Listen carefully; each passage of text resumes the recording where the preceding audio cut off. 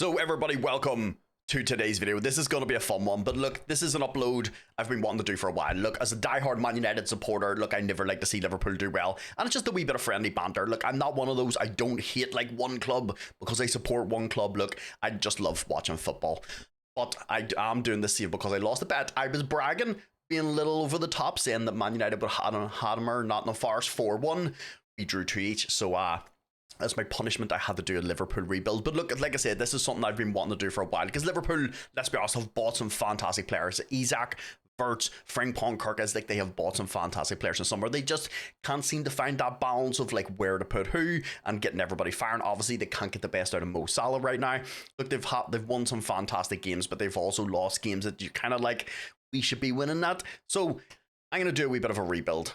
But let's go and look at the team first. So obviously starting off on the keeper position, look, they have, let's be honest, a world-class keeper in Alisson. Obviously had a few injuries here and there over the last couple of seasons, but look, you can't deny that he's absolutely fantastic. 32, which means in Football Manager, probably give it a couple of seasons, he'd probably not be just as great, but they do have another very, very good keeper. And young Georgie Mamadashvili, who obviously used to be at Valencia, but look, 6'6", he's only 24 years old, so got a long way to go to hit his peak. Aerial's good, shot stopping's good, probably not as good distribution-wise as Alisson, but all in all, very, very good keeper. Communication is solid, so you're gonna have a keeper. And like I said, he's only 24 years old, so you could probably have him for the next probably 10 years. And then of course, probably one of their most important players. Look, I know Virgil van Dijk, people are like, look, he's done, he's not done, he is done, he's not done. I think we can all agree Virgil van Dijk is a fantastic centre back. Yeah, had a few wee mistakes here and there, but look, I think it's more based around the team not playing great than him not being great, because he is a fantastic player. It hurts me to say this as a Man United supporter. Look, Liverpool do have some fantastic players, and he is one of those, an amazing captain, very, very good all round. Probably not a good like ball playing defender, but as a just like we'll just say like a no-nonsense centre back, absolutely ridiculous. 6'5", getting a little older. 33 years old, which means obviously in Football Manager terms, probably got a couple seasons out of him. His contract does run out in a couple seasons, but he does play beside somebody that's absolutely fantastic in Konate. I have offered Konate a new contract, because in real life, obviously his contract going to be out this summer, well, the following summer of us starting this. But look, I have offered him a new contract. One, I do want to keep around because he's 26, 6'4", very, very good all round. He's probably more of like your ball playing centre back. He's pretty decent leadership. Don't know if he's going to be the captain, but like he could be in there for like vice captain. Look, very, very good centre back all round, and he's still really young. Then they also have people like Gravenberch. I'm a huge fan of Gravenberch. Even when he was at Ajax, I really, really liked him. Obviously, then went to Bayern. Nothing really sort of came from that, and then Liverpool bought him. But a very, very good player. I honestly, I feel like Gravenberch is probably a wee bit more sort of like attacking, but they've kind of molded him into this like sort of like a deep lane playmaker type role where he can kind of do a bit of everything, which is fantastic. Once again, 6'3". Liverpool do have a very, very big team. He's also only 23 years old, so it's absolutely perfect for FM. Then in the summer, they went out and bought the likes of Milos Kirkes, who is absolutely fantastic. But look, he's very, very, Kirkes is attacking. He's high energy. He likes to get forward. He's got good crossing. And I think that's the one thing Liverpool don't really know how to get the best out of Frimpong and Kirkes. They bought these like two sort of attacking. Let's be honest, Frimpong's a fucking winger at this point. He is, like, Frimpong is a winger. He will track back, he will try, but like they're a wee bit more attacking. I like Kirkes, like I said. 17 work rate, teamwork is amazing, mental stats are good, physicals, he's an absolute unit. Little one-footed, but like we don't really need to massively worry about that. And he's got 14 crossing. He's only 21 as well. And then, like I said, his buddy on the other side, Jeremy Frimpong, who was an absolute steal for them, but it cost him like 34 million because of his reclass. Another one, only 24 years old, absolutely light and fast. Look, probably not as physical as regards the same as Kirkes, but like I said, he's very, very attacking. And this FM, probably not just as good as he's been in previous FMs, but look, he still has a decent amount of potential.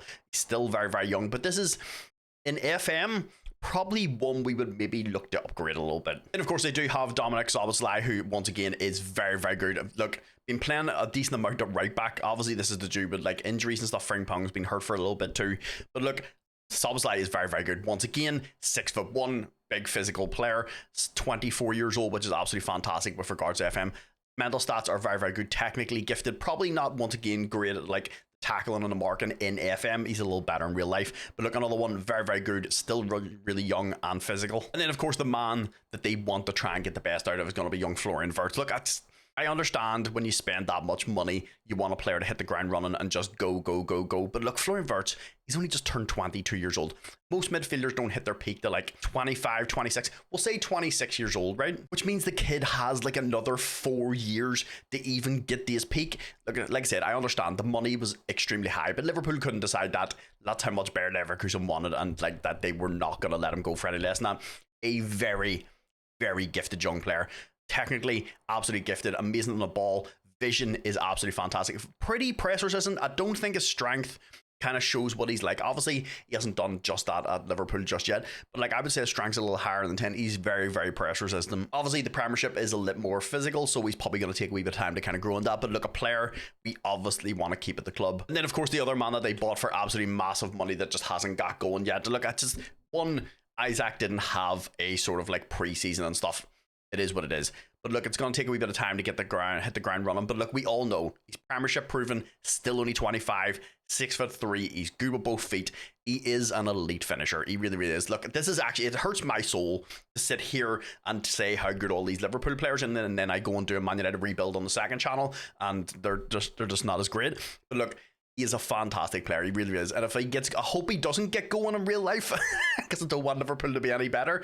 But look, we all know he's talented. And of course you have people who they've bought as well, like Hugo Ekitike, who I kind of feel a wee bit bad for, because like they bought him to play up front, and then we're like, oh, we can get Isaac too, and then he's kind of just not really played into that role as well. But then obviously, if you ever decide to change your formation, you have two big, physical, quick, good finishing strikers, and that's one thing I would like to see probably Liverpool switch to, is two up top, because if you have Ekitike and Isaac as your two players, like I said, they're both quick, they're both physical, they're both 6'3", they're both still very, very young, like 23 and 26, so they can play together for a long time. And then also Cody Gakpo, who Liverpool supporters I feel like are kind of a little bit on the fence with. Like, he has these moments of magic, he turns up, and then just like games he just doesn't turn up. Like, trust me, as a Man United supporter, look, I know the pain we've had a lot of players to get, but look, I think he is talented. Once again, 6'2", like I said, Liverpool's team is very, very big and physical. I feel like more of a squad player than a starter. And then, of course, the main man, who, let's be honest, doesn't matter what team you support, you have to be able to agree that Mo Salah is world class. He really is. Like, Mo Salah is absolutely fantastic. Like, the amount of goals that man has scored and pulled Liverpool out of problems, he really did help Liverpool win the league last year. He really, really did. Obviously, 33 years old, so in Football Manager terms, in a few seasons, it's somebody we're going to have to replace. I don't know how we're going to replace Mo Salah, but look, we'll kind of work around it as those problems jump. We still get 2 seasons with him, at least in this bad time his next contract runs out. But look, he's got good 19 natural fitness and 17 stamina, so I don't see a reason why he should just kind of fall off. But he is an absolutely fantastic player. The next part of this may probably annoy a few Liverpool fans, but look, this is how I feel I would like to set Liverpool out in this. Look, not every FM rebuild has to be a 4-2-3-1 or a 4-3-3. Obviously a 4-2-3-1 would suit Liverpool, but like I want to get the best out of some of the players that are in the squad, especially like the wing backs. And wing backs in this FM are disgustingly strong. They really, really are. Like, wing backs are very, very strong in this, and wingers, if you've got wingers cutting in, they just don't know how to deal with them. So that is why I'm going to run with a 3-5-2. Look, I'm trying to get the best out of Liverpool's players. Like I said, Frimpong and Kirkes are going to be attacking wing backs. Basically, they're just going to be complete wing backs from FM24. 3 centre backs in Van Dijk, Gomez and Kanate. Obviously, Van Dijk we're going to need to replace at some point, but they do have somebody at the club long-term wise who could be his replacement, and that person is young Giovanni Leone. Look, he's only 18 years old, 6'5", very strong on one foot, very strong with the other foot if you go over into the side. Like I said, just not ready to maybe step up into the first team. Obviously, if you're going to play 3 at the back, it makes it a little easier to kind of implement young players in, because you've got Van Dijk on one side, you've got Kanate in the other, so you can plant him in the middle, and then he's surrounded by 2 very, very experienced players, and then it makes it a little easier for him to play. But I think, honestly, down the line, this could be the replacement. I don't know how good Giovanni Leone is in real life. Obviously, Liverpool supporters, if you know how good he is, if you've seen him play, let me know in the comments down below. But in this FM, he has got some serious talent. This is him a 2-star, and he has anywhere from sort of like 3.5 to 4. If he hits 4-star and gets 2 stars better than this, you've got a really, really good player on your hands. Like I said, I want to get the best out of the team, and I feel like this is the best way to do it. 3 centre backs, Gravenberch is the defensive midfielder, then Kirkes and Frimpong just getting up the park and just pushing up and just being aggressive. Then, like I said, Slobodsky playing as like an advanced playmaker, and then Wirtz as an attacking midfielder. Wirtz does have in his possession to roam from position, so he's going to be probably the more attacking out of the two. The advanced playmaker, this may switch to a centre midfielder down the line a little bit. I'm just trying to decide how I kind of want to play. I feel like these two are both pushing up. We may be a wee bit too attacking and may leave some holes, so this may switch to a centre midfielder, and then we have a wee bit more balance down the line. Obviously, as that sort of comes around, I'll talk to you about that. Then I have Mo Salah up top. Obviously, I know he plays out on the right, cutting in. I'm going to have him playing as the deep lane forward. Look, he's got high pass and high vision, very, very good game intelligence. So he's going to drop deep a little bit. And then obviously, Wirtz is going to be here.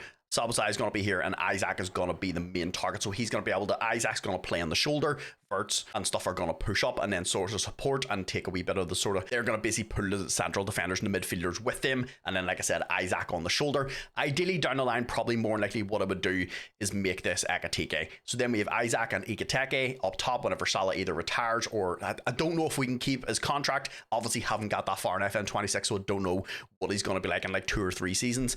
So long term, obviously, Isaac and Ekitike probably more than likely up front, but for the meantime, Salah. I honestly believe this is how we get the best out of Liverpool in FM24. Just play to their strengths, defensive structure, 2 very, very good attacking wing backs. I really like this midfield is very, very solid. And obviously they do have a lot of other players we can play here. Obviously Connor Bradley is another one that's very, very good in this FM. He's only 21 years old. I like him mostly because he's the same nationality as me. He's from Northern Ireland. So obviously got a lot of potential. I'm not joking, he may be better than Frimpong in this. Frimpong probably a wee bit more attacking, but like he, mental stats wise, is absolutely fantastic. So this may end up being Connor Bradley out on the right hand side instead of Frimpong. Obviously they have another player like Alexis McAllister who's very, very good, still only 26 years old as well. But look, there's going to be a lot of squad rotation in this team. There's probably not a lot of players I'm going to lock in, so a lot of players are going to get, you can't find a position, you can't find a formation that gets every single player you want to play in a team. There's going to have to be squad rotation, and look, he's going to get a lot of football. Then you do also have people like Federico Chiesa, who it didn't really make sense at the time why they bought him whenever they had the strikers. Obviously they bought him and then they bought Isaac and Ekitike down the line, but like this is one I don't know. I think it'd be a very, very good squad player. He's set as a regular starter, but like we all know he's not going to be a regular starter, but one that I would like to keep around the squad just for squad depth because he is still very, very good. 27 years old, but one if we could get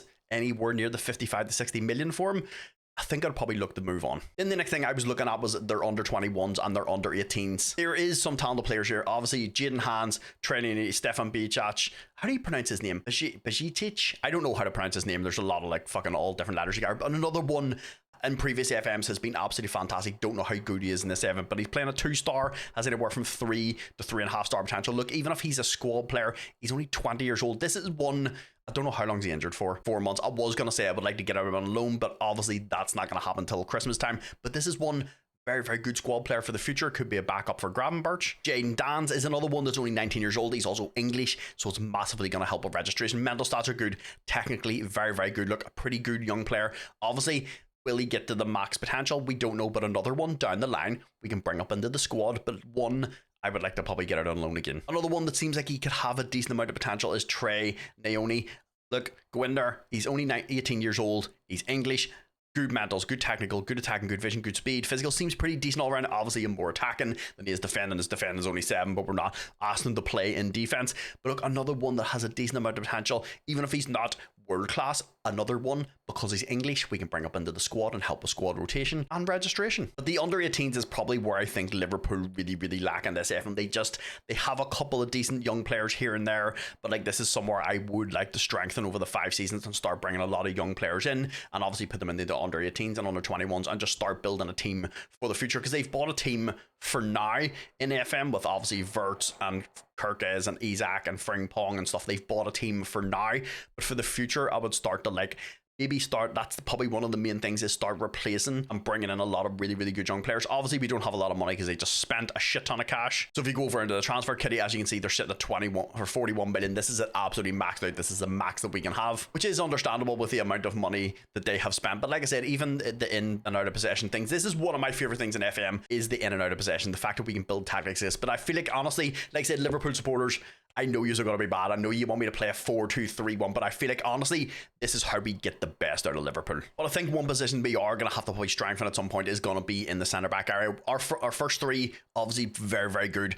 Gomez, one I would like to replace probably down the line. We've got Leone, but then you don't really have a lot of other centre backs. You've got Williams, you've got Leone. Obviously, there's a few players we can kind of bring up and a few players that can switch into centre back and stuff. But this is a position I think we'll probably need to bring somebody in. And for that reason alone, I have went and got us Mickey van de Ven. There's a couple of reasons behind this. One, 24 years old, 6'4", left-footed, which is going to help because look, it's hard trying to find some centre backs that are good that are left-footed. But like I said, on top of that, if you go over here as well, he is an absolute flying machine in this game. 16 acceleration, 20 pace. Obviously, Konate's reasonably quick, but Virgil van Dijk's not the fastest, so I want a wee bit of pace in the back line. But look, on top of that, he's also very, very good in the air. He's very, very good all round. Good leadership skills, high determination, mental stats are absolutely insane. If we go over into his career, obviously, look, it was going to cost us a wee bit of money. Total of 56 million. I think, honestly, this is a very, very good deal. But it does also work up to about 72 million all in, probably after all installments and stuff. But look, even at 72 million, this is one at 24 years old is a massive one for the future. Because now, if you go down and look at the team, we have Alisson, Van de Ven, Van Dijk, Konate, Kirkes, Gravenberch, Frimpong, Slobodai, Wirtz, Isak, and Salah. And then, like I said, our squad depth is obviously a lot better too. So this is like going into season one, like I said, I think the team's kind of a little ready to go, but this is this formation that I want to go with. I feel like if we just go out and go at teams, we have the capability to score a lot of goals. Obviously, we're going to have to tweak a few things as we go along. Like I said, I may put Slobodai into like a central midfield role and then just let Wirtz be that creative freedom from midfield. But the Frimpong one, I'm kind of looking at, this is one I may replace with Connor Bradley down the line. Obviously, we'll just kind of sort of play along and just see how well he does. Look, he could be phenomenal. But Connor Bradley, I think's a wee bit more well-rounded. He's a wee bit more like Kirk is. He's got that wee bit of physicality about him as well too. Mental stats are very, very good. And mental stats are important in this FM. But look, this is the team going in. But our long-term plans, obviously, they're just absolutely fucking smash the league. Champions League is also going to be one we obviously want to win again and then do well in the Carabao Cup and the FA Cup. But I think the team, like I said, the under 21s and the under 18s are going to need a wee bit of work. So that's going to probably be my thing for the next sort of like 4 or 5 seasons, is going to be just building up that youth squad. And then obviously as players age out, we bring players in. I ideally would like to bring players in from the youth system and then loan them out, bring them up into the first team and work it that way. But obviously it doesn't always work in FM, and sometimes trying to get young players anywhere from 15 to 17 can be a little pricey. But that is my goal, to bring players through the youth system and bring them up into the first team. It's what I always like to do. Doesn't always work out. It sounds good on paper, but trying to get it done on FM. But look, obviously, whenever January comes around, we are going to have some good players that are available on approach to signs. Mark Gahey is one of them, who's one that I probably would like to bring in, because if we could have probably 5 or 6 really, really good centre backs that all swing in and out of rotation, dude, that's the goal, to have world-class centre backs that can come in and out of the team would be amazing. And then obviously I'll bring his back in April for the youth intake. Hopefully, touch wood, Liverpool do have good youth recruitment, so we can get a couple of good young players come through youth intake. But boys, that's what I've messed about. Let's go play season 1. So boys, we've got to January and a few interesting things have happened. I did try to put in for Mark Gahey, but obviously because we're in England, you have to wait till the end of the month to basically offer them on the approach to sign. Yeah, he's already signed for the Saudi League and it was like 4 days in, so unfortunately not going to be able to get Mark Gahey one. I was hoping to be able to get on a free. But yeah, we did lose one of our big players, and that person was Alisson. He ended up going to Arsenal, of all things. So Arsenal come in and offered, I think it was about 38 million. I said no. They come in and offered again at like 46 million. I said no again. He got upset, saying he wanted to leave. Obviously, this is a wee bit more of like an unrealistic transfer, because Alisson wouldn't leave Liverpool to go and play for Arsenal. It's a bit of a rival club. But look, we're in the world of Football Manager, so we did end up getting the deal. I sort of wrangled it. It's 20 million up front, 20 million after 12 months, and then 20 million after he plays like 30 games. So we do end up with a total of about 60 million. Even if you go to career, it says it's 40 million here. I don't know what's going on with the things. It doesn't show all the installments, but we are getting a total of 60 million for Alisson, which all in all, look, if you think about it, he's 33. And I know, not old for a keeper, but as we all know in Football Manager, their stats start to degrade a little bit, which I do hope this is something they change down the line, because footballers are starting to play a lot longer now. Nutrition's better, recovery's better, their fitness is better. So like, I think this is something football managers should move along with. That like as soon as you get in past your 30s, like you just don't start. You're not decrepit anymore. You know what I mean? But Alisson, a player I didn't want to lose. But we do have Mamadashvili, so we do have a good keeper to just step in and fill that position. But look, it's 60 million for a player that's going to be 34. And I thought, all in all, it's a pretty good deal. So then with some of the money we obviously earned from that, and then I did actually end up going to all the clauses and ended up handing in, like I basically sold all the clauses from some of our transfers. So we ended up being about 130 million sitting there. So like I said, I want to start bolstering up the under 21s and the under 18s. So the first person I brought in was young Harry Gray. He has very, very high potential in this. And honestly, look, I want to bring in as many English players as I can, but you know yourself, when you're buying English players from English clubs, it gets expensive. So you kind of have to pick and choose some of the players that you kind of want to bring in. So as you can see, he's playing at the 1.5 right now, anywhere up to 5-star potential. We had to go and pay, look, a total of like 13 million. I think it works its way up to about sort of 17.5 million, but all in all, for a very, very good young player, I've put him on the loan list. He's in the under 21, so we'll just kind of see how he progresses over the next few years. In the next one on our list is Kareem Koulibaly, who has a lot of potential. 6'3", he's only 18 years old, big unit of a player. As you can see, look, he looks very, very good already for an 18-year-old. Honestly, didn't really have to pay that much money for him. A total of about 8 million, working its way up to I think about 9.5 after like a few installments and stuff. But that was only 2 players I was able to get in January. Look, there's a few players I kind of want to get in the door, but like some of their prices are a little inflated. Also, January's probably not the best time to buy players, as you know, because like teams don't want to get rid of their players. I did try and go and buy the Anderlecht star young Nathan, is it Nathan or Nathan, whatever way you want to pronounce it. The cat looks 17 years old. He's Belgium. He is very, very good. 6'4", very good all round, as you can see over here. I went in and offered, I think it was a total of about 32 million, working its way up to 40. The board cancelled it, wouldn't let me do it, even though we have the funds to do it. They said it just didn't seem like a good transfer, even though the kid has like 4 to 5-star potential. They just didn't see this. So this is something we'll probably reevaluate back in January. I would like to get him, but also we don't know how much he's going to cost. He's only 17 years old, and if this is what he looks like at 17 and he gets about another 2-star better than this, we have just a very, very good player. I want to get him in. Like I said, I want a big physical team, and at 6'4", he's the perfect guy. So boys, our very first youth intake is here. Look, it's okay. It's not fantastic. Have a couple of decent young players. Obviously hard to tell when they're 15 and 16, but over time they can morph into something a little bit better. So our top busy elite prospect is Testimony Trotman. Look, all in all, got some pretty decent stats. He's meant to be a centre back, right back, but he can play kind of in the centre mid as well. Look, all in all, good early, really, really good defending. Look, pace, probably not as going to be one of the standouts, but it is something we can work on with individual training. Like, the kid's only just turned 16. He's also English, so it's going to help with registration. 5'11", so probably get to like 6 foot in and around there, probably just scraping that. But look, all in all, really, really good prospect. Natural fitness is good. Balance is good. He's got a couple of 12s and 13 stats. All in all, pretty solid. Then the other one is Mark Strutman. He's got 16 determination, 16 flair. Physical stats, as you'd expect for somebody that's only just turned 16. But look, all in all, looks pretty decent over here. But once again, like I said, you're going to have to wait a few years and just kind of see how they progress. But the high determination is really going to help. So the next one is surprisingly a goalkeeper. I know a bunch of people are going to ask me, Mark, how do you get the regen faces? It is a very, very simple process. I did it in like 2 minutes. So I'll leave the video in the pinned comments down below, obviously with this, along with the save file, the corner routine, the database, and all that sort of shit. I'll leave everything in the pinned comments for you. But look, very, very good. 16 handling, command in the area of 14, 13 reflexes. Termination, would have liked the determination to be a little higher, and obviously his physical stats, not going to worry about them. He's only 16 years old, but all in all, bit of a strange sort of graph going everywhere, but like I said, his communication and his distribution and shot stopping are all absolutely fantastic. So this is one we'll probably watch over a couple of years. The next one is young Charlie Baker, a centre back. He's only 15 years old. Another one, once again, really, really high jump on reach. He's 6'5" with 14 jump on reach. Arcing is 13. Technique is really, really good. High determination, high positioning. And look, all in all, he's English, which is going to help his registration over time. But defending and aerial and speed are pretty solid for a 15-year-old. So I think this is one that could probably surprise us in a few years. So boys, we're at the end of season 1. Like I said, the goal was be as competitive in the Premiership as we have. Ideally, I would like us to be up there winning, but we just need to compete with the teams and show that we have a fantastic team and we can compete with the best teams in the world. Obviously, the Champions League, we want to do well as well. It's been a while since Liverpool won the Champions League, so we need to rectify that, even though it hurts my soul as a Man United supporter, rebuilding my arch nemesis.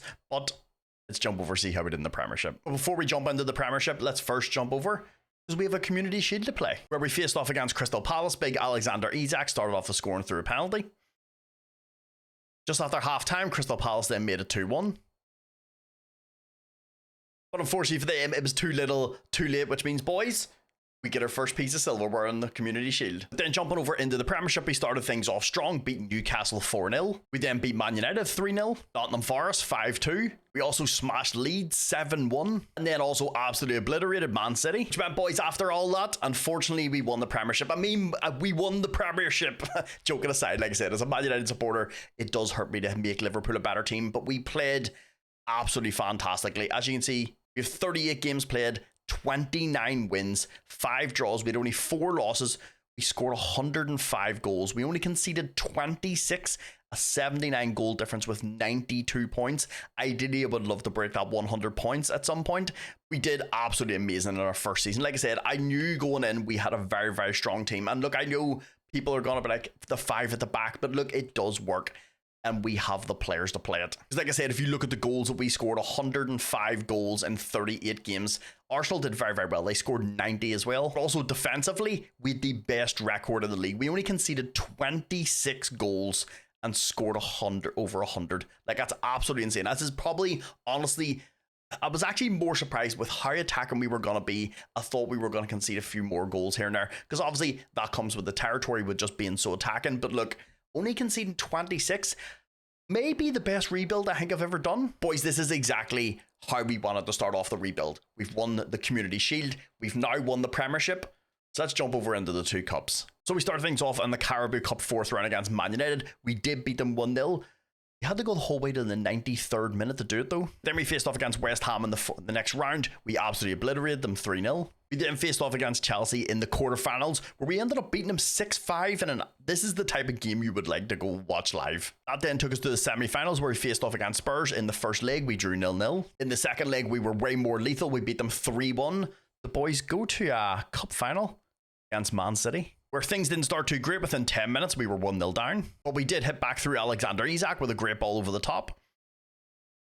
Man City then made it 2-1. Of course, it was Erling Haaland. And unfortunately, that was the end of the match. Where, look, we put up a good performance against a very, very good Man City team. Look, when you go into these games, it can go any way.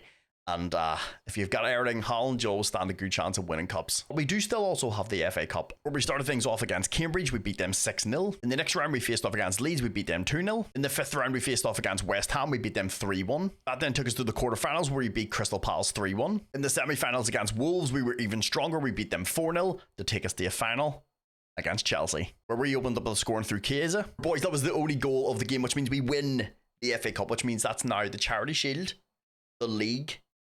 But we also have won the FA Cup, which means now we move on to the Champions League. So that took us to the league phase, where we started things off against Borussia Dortmund. We beat them 1-0. We then smashed Feyenoord 5-0. We beat Celtic 1-0. We then drew 1 each with Napoli. Had a fantastic 2 each draw with Barcelona. We then beat Frankfurt 2-0. Smashed Bilbao 4-0. Then went on to beat Sporting 3-0. And that was our final league phase match against Sporting, where we ended up qualifying second, which is fantastic.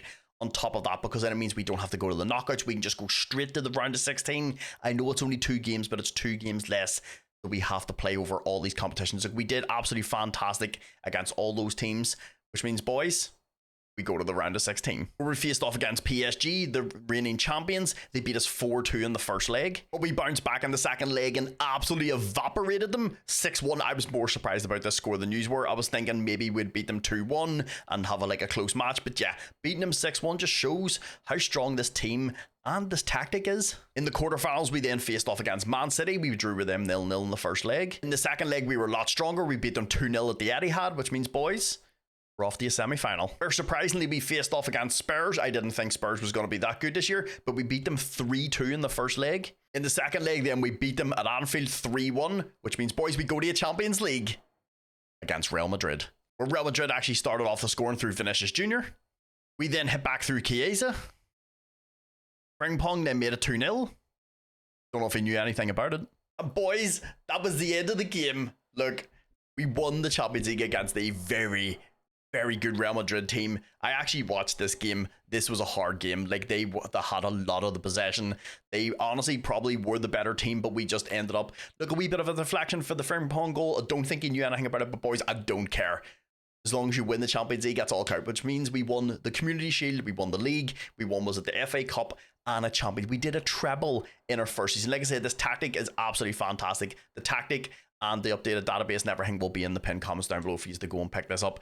This is a very, very good tactic and a very good team. Well, then obviously with Alisson going to Arsenal, we ended up playing the big man, Mamadash. Look, he played 38 games, 20 clean sheets. He only conceded 27 goals in 38 games, which, yeah, I think he did pretty well. Then big Mickey van de Ven played 36 games, no goals, 3 assists. This was just down to a registration issue. We got it kind of sorted out though, but obviously didn't get a chance to play the whole season. Then big Virgil van Dijk, obviously we didn't lock in any of our centre backs, but he played 61 games, 3 off the bench, no goals and 1 assist. It just shows, look, the big man can, if we can keep him fit, I would like to keep him around the club for as long as possible. Big Kanate then played 47 games, 1 goal, 2 assists. As you can see now, he does have an extension on his contract. He will be here for another 3 years. The big man Kirkes played 66 games. I did lock him in though, which just showed he was fit for every single game. He had 12 goals and 20 assists, so 32 goal involvements for the season for our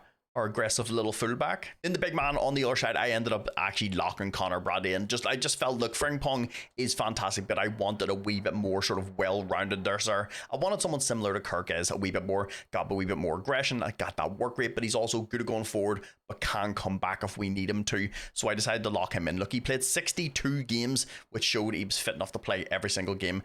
13 goals and 18 assists. So between them two, they had 38 assists for the season. Are both of our fullbacks. Then the big man Gravenberch, who is playing in defensive midfield, he played 65 games, so it just proves that, you know what I mean, he's good enough to play that role. He had 3 goals, no assists, so. Then Slobosai playing in the centre midfield role. I did switch this from an attack and playmaker to a centre midfielder. I wanted that wee bit more structure. I didn't want just 2 attacking players just right in the middle. He played 66 games, 12 goals, and 16 assists. This is very, very good from a centre midfielder. Then, of course, one of the players I'm sure everybody wants to know how well he did was big Florian Wirtz. This season, I know Liverpool fans, this is the type of season they want him to have. He did 52 games, 6 off the bench, 16 goals, and 20 assists. So 36 goal involvements in 52 games as an attacking midfielder. Yeah, I think he had a good season, boys. Then, unfortunately, one of the ones that did not have a good season, and this was not down to performances, was Mo Salah. Yeah, he got a bit of a bad injury that had him out for 6 months. As you can see, he only played 14 games, 7 goals and 3 assists, so 10 goal involvements in 14 matches. I came back in January and seen he was injured, and yeah, was not happy. It actually took me a wee second to figure out where the hell the injury list was. There's a lot of menus. As you can see here, on the 10th of the 8th, 2025, he tore his ACL, a major one. He was out for 6 months, came back, got a little injury for a couple of weeks again. So unfortunately, Mo just didn't get a chance to play the season. Not ideally how I wanted to start. And then the big man, Isaac, up top as well, only played 33 games, once again due to injuries, which is unfortunate, but he scored 28 goals and 6 assists, so 34 goal involvements in 33 games. If we can keep him fit, he's going to score some goals for us. Then also we had Cody Gakpo. He only started 11 games, 25 off the bench, but got 20 goals and 3 assists. Chiesa, who actually wants a new contract, but look, I'm not too sure what I want to do with Chiesa. He did score some big goals in big games. I would love to keep him as a squad player, but he wants to be a star player, and yeah, I don't know if I want to give him that. He also wants a massive increase up to like £280,000 a week in wages, but look, he started 21 games, 21 off the bench, 21 goals and 5 assists. I'm not too sure what to do with Casey yet. As you can see, he's upset his spaghetti because I haven't given him a contract yet, but we'll decide this in the summer. Big Akatike, of course, got a lot of football between the injuries of Isaac and then obviously with Mo being out for 6 months. He started 48 games, 2 off the bench, 29 goals and 20 assists, so 49 goal involvements in 48 games. Yeah, he did pretty well. Then we do also have people like Alexis McAllister. He started 20 games, 43 off the bench, 4 goals and 6 assists. Of course, you know he wants to start more football. But look, this is the thing. We have our team on who we want to play. And look, there's going to be a lot of rotation. Look, the man had 20 starts, 43 off the bench. That's a lot of football. Of course, then obviously with me locking Connor Bradley in on the right hand side, Frimpong did not get as much football as he wanted to get. But look, this is him honestly at his max. As you see, 3-star up here. You just can't see because of the camera. Hold on. He's a 3-star potential, or 3-star current ability and 3-star potential. So he's not going to get any better than this. And honestly, I like the way Bradley plays a lot more. Look, Frimpong's a fantastic going for it. Honestly, if I was playing a wingers, I would just play him as a winger because he's so good. But look, he is upset because he wants more football. So this is once again we may have to reevaluate in the summer, because he only started 4 games, which I understand is frustration. 47 off the bench, 2 goals, 7 assists. But look, I want a wee bit more structure and someone a bit more well-rounded to play on the right-hand side.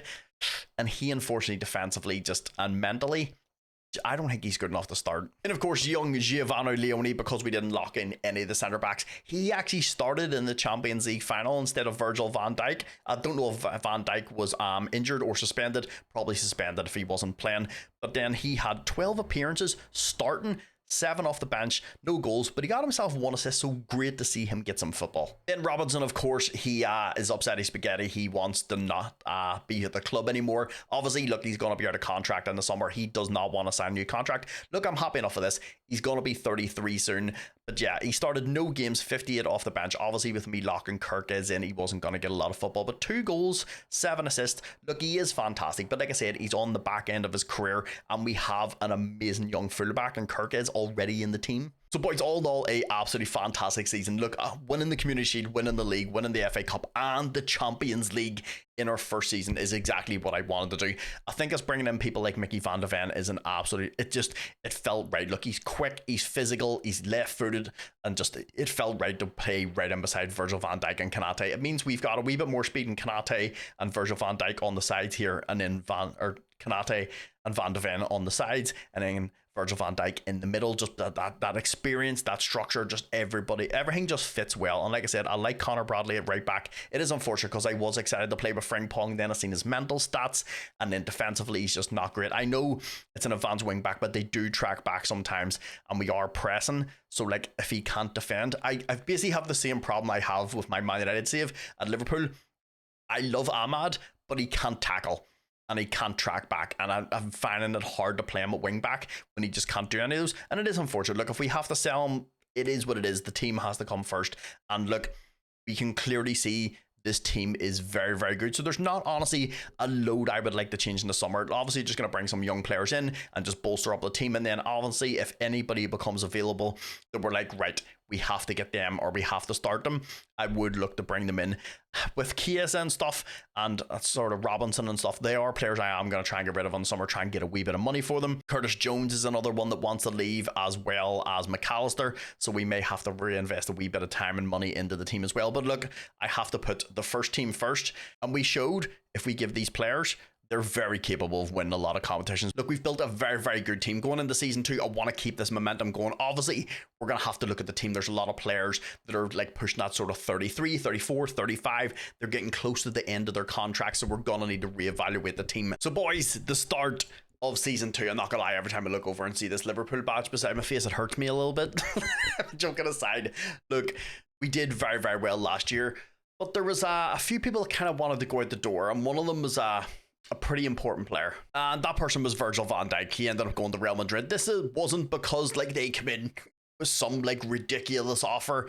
It's really not. He was only valued at 7.8 million to 10 million. So obviously, look, he's 35 years old. We expected this, but he didn't want to sign a contract extension. His contract would have been up in next summer, so people would have been able to offer for him in January. I tried to give him an hour contract because look, he's still absolutely fantastic. Like, he's still a very, very good defender. He had 0-0 interest, and then Real Madrid came in and offered. It was only like, God, I think it works its way up to like 9 million or something. Yeah, 7.2 working his way up to 9 million. So look, not a lot of money, but look, we got some wages off there. This is one I wanted to keep, but he just didn't want to stay. And look, if we're gonna lose him, we may as well get a wee bit of money for him. But then we also lost Jeremy Frimpong. Look, this was gonna happen. Ideally, look, if we were playing wingers and stuff, I'm being realistic. I just don't think Jeremy Frimpong's that good in this version of FM. In real life, I think he's a great player. He's very, very exciting. He gets on the ball. He runs at people.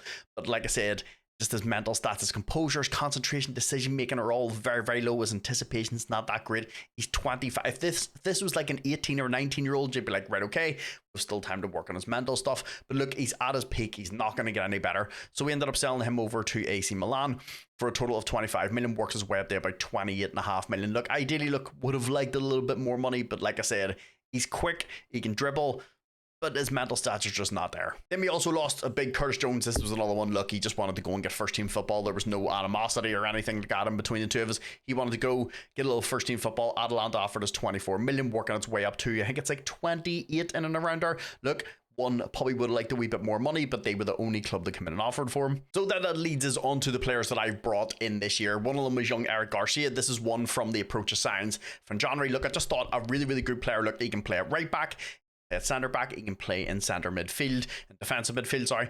He can play in a lot of positions. He's only 25 years old. He was also free, which no mean it helps out. He's 6 foot, he can play with both feet. So look, a really, really good, like, versatile squad player.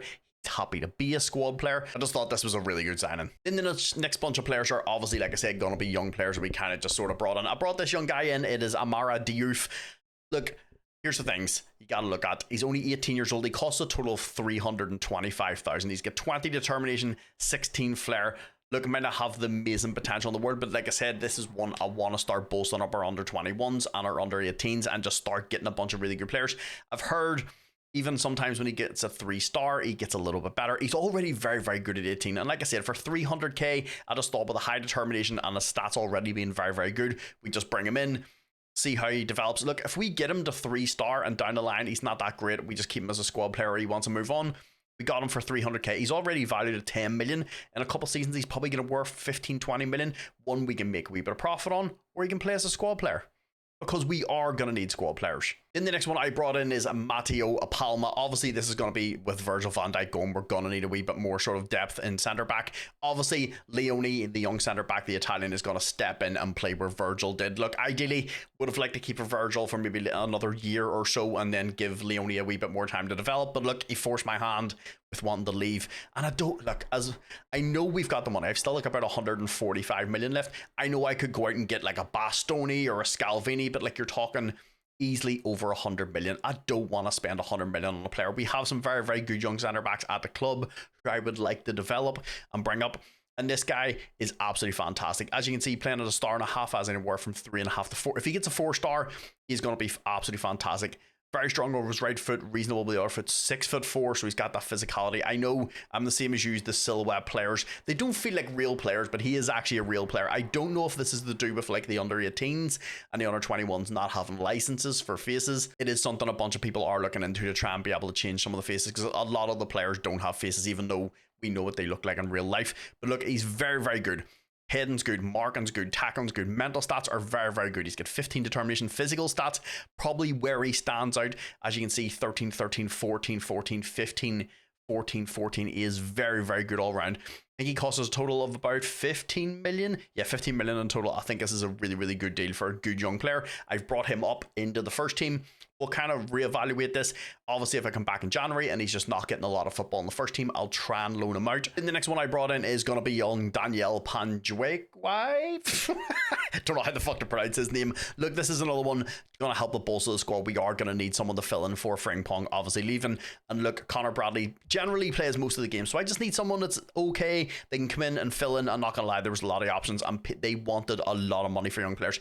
My scouts recommended this young guy, 18 years old. He's Portuguese, as you can see, very, very good. He's pretty similar to Connor Bradley, a wee bit less with regards to like stats, but obviously he's a lot younger than Connor Bradley. So this is going to be one, we get the same sort of player profile, but then he's a wee bit younger and we can kind of develop it. As you can see, playing 2-star can go anywhere from sort of like 2.5 to maybe 3.5. If he gets the 3.5-star or 3-star and we have a player that can just play as a backup to Connor Bradley, I'm very, very happy. He costs a total of about 5.5 million. So all in all, I think a really, really good deal. So once again, this is what the team is going to be looking like going into the season. Honestly, nothing is really overchanged. Like I said, young Leone is going to step in for Virgil van Dijk. Ideally, like I said, I would have liked to give him maybe another season or so. Wait till he's like at least like 3-star and then bring him in the team. But look, he's very, very capable of filling. He's 6'5".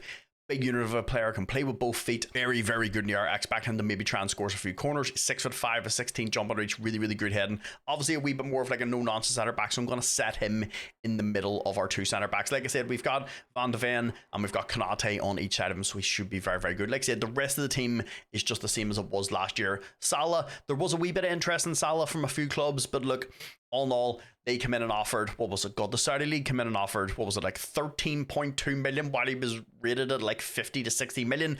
I said no. He is currently upset because I didn't let him go. Here's one of the ones. Look, I wasn't going to let Salah go. I would rather let him run his contract out for the next 2 years and keep him at the club than sell him for 13 million.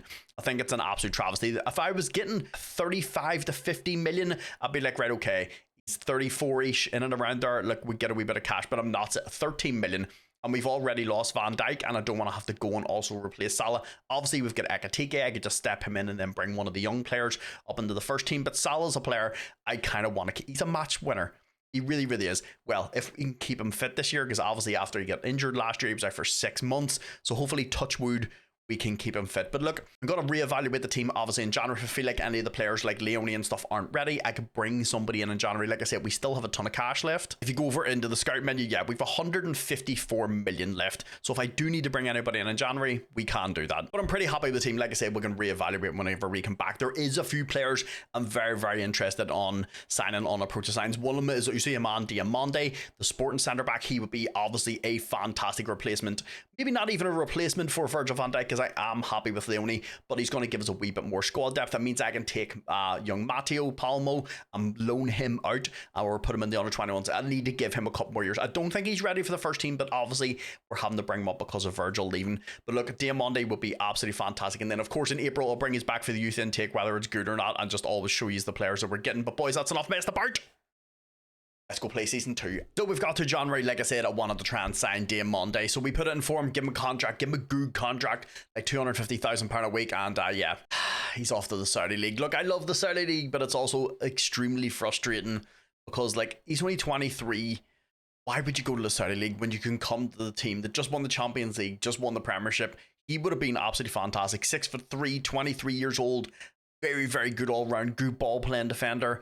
But unfortunately, He's away to the money. But he wasn't the only one to disappoint, and the other one was Franco Chiesa. Joking aside, look, this is one we kind of knew. He wanted an extremely high contract. Look, he didn't start every game. You've seen the games that he played last year, and he wanted a contract like, I think it was what, 375,000 in and around there. It was ridiculous. Look, he's only on 120 grand, so he's away to Napoli. We did get good money for him. We got a total of about 39 million, working its way up to like 43 million after installments and stuff. This is a very, very good deal for a player. Honestly, look, we weren't really overly using. Then the next one out the door is one that's a little bit disappointing because it's one that I actually wanted to keep, was Big Endo. I say Big Endo, he's 5'10". Look, he's not that big. But look, teamwork, work rate, mental stats, absolutely disgusting. Can play in midfield, play in centre back. Look, ideally not amazing at centre back, but look, he's got good heading and good jump and reach and good physical stats. It's one I wanted to keep around the club for as long as possible. But at 33 years old, he wanted to go and get more first team football, so we sold him on to Lille. Look, didn't get a ton of cash. He wasn't really worth a lot. We got a total of 5 million, and like I said, you can't sell a player for any more than he's worth. But there is some good news. We ended up keeping Mo Salah. He wanted to sign our contract along with Florian Wirtz and Mamadashvili. So it's 3 big players we've kept at the club. Look, I don't want to sell Salah. He's unreal. He's a world-class striker, and I want to keep him at the club as long as possible. But it wasn't just all sales in January. I did also go and sign Saba. Hold on, boys. Karabashvili. I think we got that, boys. This was one that I had originally agreed to see the signing of basically in the summer transfer window. But because of his age, we'll had to wait till the 1st of January to get him. Look, Georgian left back apparently in this game has very, very high potential. Obviously depends game to game. He can be a little bit different. It says he has anywhere from 2.5 to 3.5 star potential. Once again, if he gets 3-star potential and he becomes good enough to be a backup to Kirk is, this is fantastic. We also got him on a free. So another one I went out and got was young Abdullah Wazane, a player I actually have a wee bit of experience with, because obviously we're doing our rebuild with Ajax on Twitch. If you want to come over and hang out in the stream, everything's in the description. This is one that has a lot of talent. He is very, very good. As you can see, look over here, hasn't got a ton of football at Ajax, which is surprising, but he has the potential. As you can see, playing at a star and a half, has anywhere from 3.5 to 4.5 star potential. In my Ajax save, he's 5-star potential, but our team's probably a wee bit less than it is in Liverpool. Look, if he gets the 4-star, and honestly, we didn't have to pay that much money for him. I feel like it's a pretty good deal. 25 million, obviously, he had a release clause in his contract, so we had to pay that. Look, he's only 18 years old, he's Dutch, a little one-footed, but look, technical skills are amazing. First touch is good, dribbling's good, long shots is good, mental stats are good, physicals would like them to come up a tiny little bit, especially his strength and stamina. But at 18 years old, it's stuff we can work on. And like I said, I want to build up this under 18s and under 21s. But the big one that I brought in was going to be Nathan the Cat. Obviously, we talked about this last summer. I tried to ban last summer. The board said no. Obviously, we had spent a lot of money that summer on Verts. Frimpong, Kirk as Isaac, so like I understand the board not saying yes to this, but I went back and got him. I tried in the summer again. Once again, they said the same thing. They were like, no, it's too much money. And then he had a release clause in his contract, so we went and got him. Look, 6'4", can play reasonably well with both feet. He's very, very good all round. He's 18 years old, playing a 2.5 star, has anywhere from 4 to 5 star potential. Very, very good all round. This is going to be the replacement for Szoboszlai. And then obviously he's going to be a replacement for Endo right now because we are going to need squad rotation. He's going to get, I'm hoping, touch wood, the assistant manager gives him a decent amount of football because it is a player I do want to start developing. Like I said, he's going to be the long-term replacement for Szoboszlai, who's like 28 this year. So there's 10 years between them. So this is going to be our long-term replacement. And if he's that good all round, I guess it's a good signing. But like I said, we paid a total of 36.5 million, which honestly I think is an absolute steal for a player of his caliber. So boys, we've got the April to our youth intake. Honestly, it doesn't look too bad. We have obviously a couple of standouts, but let's start off with big Adam Hall. He's apparently attacking midfielder, right striker. He's also English, good determination, good flair, finishing solid, passing's pretty good. Physical stats, I'll just notice his height. He's 5'2", boys. Look, more than likely probably being a wing back if he's anything because he's that short, but all in all, pretty decent. The next one is Ethan Peterson. 20 aggression, 17 bravery. So he's busy, just he can pass, he can tackle, he's got a little bit of technique, and he's insane. Look, he's 6'6", 16 years old. Honestly, pretty decent. I really wish he had like 5-star potential, because honestly, at 6 foot and being a little bit crazy would like him to obviously have a wee bit of higher determination and stuff. But all in all, look, pretty good for a 16-year-old. Then the big man, Callum Ashton, 16 years old. Say big man. I call everybody big man or big fella. You probably noticed that through the videos over both of the channels. But look, 16 years old, striker, English. People keep asking me how I've got like the AI like generated faces. Everything will be in the pinned comments down below. I'll leave that link down there for you to go and check out. It's really, really easy to put in. Honestly, I'm terrible with like technology and stuff, and I did it in like 2 minutes. The video is very, very easy to do. But look, all in all, 16 years old, striker, 5'8", good aggression. Honestly, good dribbling, good first touch, off the ball's good, teamwork's good, is a high aggression, a pretty decent mentality, and all in all, stats look pretty good. And the last one in our elite list is Joshua Green from my country of Northern Ireland, so obviously we're going to keep him in the squad. But joking aside, hopefully he actually gets pretty good. I would love through this save, or one of the saves that I do, to have an absolute amazing wonder kid come through my country. It'd be great. But he's playing at 1 star, but he has 3.5 to 4.5 star. If he gets the 4 star, honestly, joking aside, his mentals are good, technicals are good, he's pretty quick for his age. He could be pretty good down the line, so this is one to keep an eye on. So boys, we're at the end of season 2. Look, all I want the boys is just to do what we did last year. Obviously, I don't expect us to win the league every year, expect us to win the Champions League every year. It would be fantastic, but look, as long as we're competing, because the Premiership is very competitive, there's a lot of money, even the small teams can beat you on that day. But before we jump on and go over and look at the Premiership, we've got a little charity shield to do first. We're faced off against Arsenal, but they actually started off the scoring through Saka. Just the typical Saka goal. But we hit back through Ekitike. Just after half time, Arsenal got another one back. And unfortunately, boys, that was the only goals of the game. Look, after winning this last year, I would have liked to win this year. But look, we just didn't play great. Arsenal with a better team, which is unfortunate. Saka is very good in this game. We might try and steal him. But we started the season off strong with a fantastic 4-0 win over Brighton. We then beat Man United 2-0. Also beat Spurs 3-1, who have a fantastic team in this. We then also beat Man City 1-0. Had a fantastic 5-2 win over Crystal Palace. And then to round things off right at the end of the season, we get slapped around by Arsenal 3-1. But even with Arsenal beat us, we were too strong, and unfortunately we won the league 2 years in a row.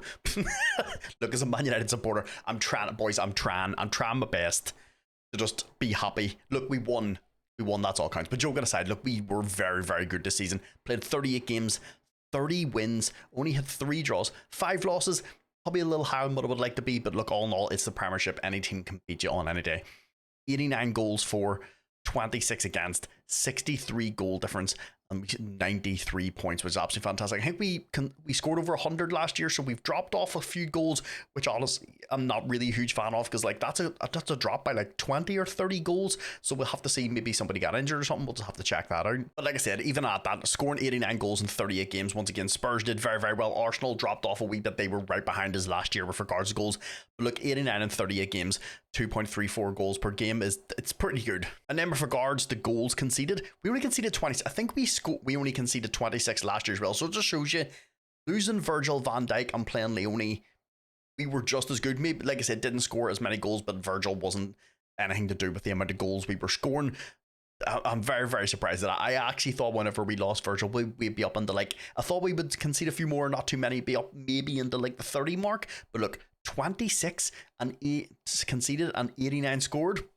It's a pretty good season. But like I said, obviously the main thing is going to be, once again, retaining the Premiership. I want to try and hit that 100 points before we finish that. I think it's so hard to do in the Premiership. It really, really is. Look, maybe you've hit it like 4 times back to back. Look, I'm not that good. But joking aside, anybody wants to use this tactic, it is absolutely fantastic. It will be in the pinned comments down below of every episode if you want to go and try it out. You score a lot of goals. Defensively, you're still good. Even on attacking, obviously we've got a fantastic team. But look, retaining the Premiership 2 years in a row is exactly what we want. But we do have some cups to try and go and win. We start things off in the Carabao Cup, and that's where it ends.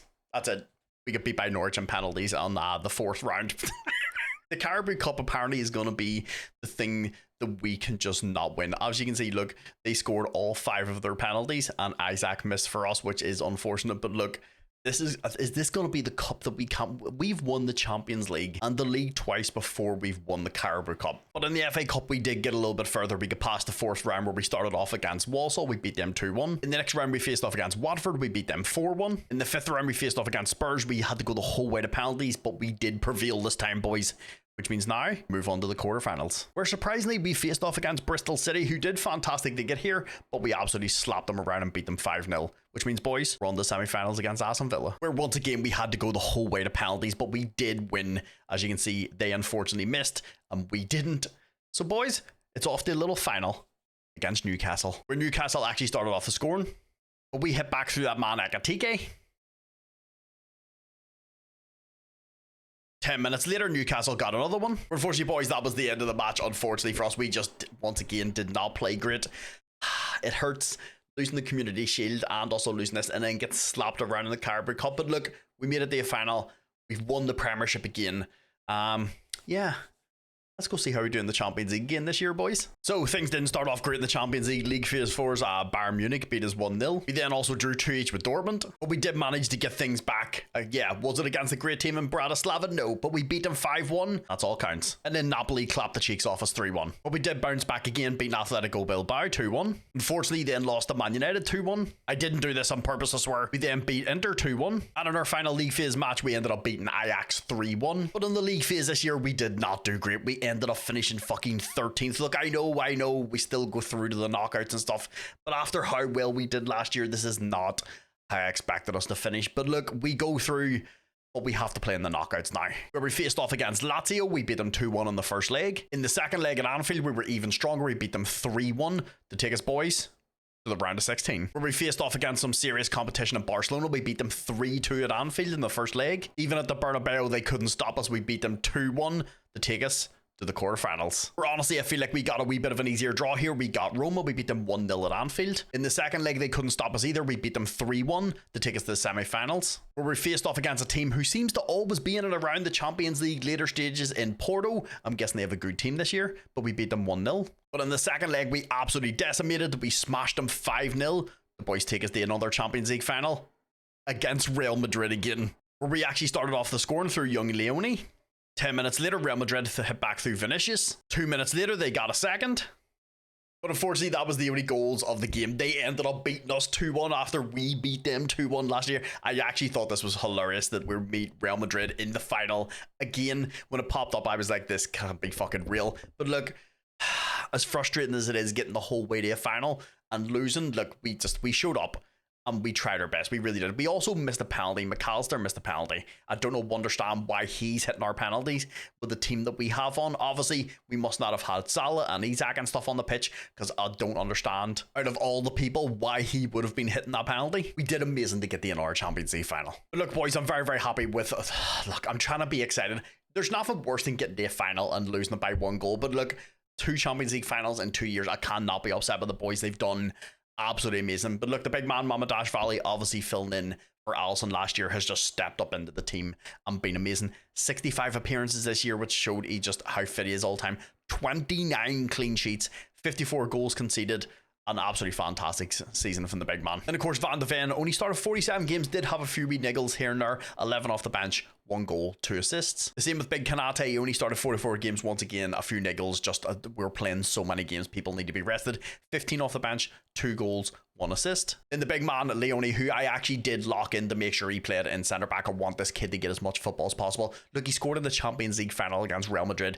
54 games started, 5 off the bench, 2 goals. If you go over here now to his cone, he's starting to look a lot better. Honestly, I would give him probably another season and a half or so. I think this kid's going to be world class. Another person who looks absolutely fantastic, I'll show you his graph after here, is Kirkes. Started 43 games, 3 off the bench, 4 goals, only 7 assists, which is a little strange considering how attacking I'm asking them to be. But look, if you look over here, he's an absolute unit. Between mental, defending, physical, and speed, he is an absolute unit. And like I said, he's still only 23 years old. And of course, a big man on the other side, Connor Bradley, I'm going to call him the big man because he's the same nationality as me. It'd be funny if that wee right back that we got with the youth intake ends up being really good, because then both of our right backs will both be Northern Irish, and that'll be hilarious. Look, he started 47 games, 3 goals, 12 assists. Big Gravid Birch in the middle of the park is, look, as just the dude always performs. He really, really does. He's very, very well rounded. Started 40 games, 24 off the bench, which shows this is the manager is giving the squad a wee bit of rotation. Obviously, Alexis McAllister can play in here, and so can Nathan Ducat now,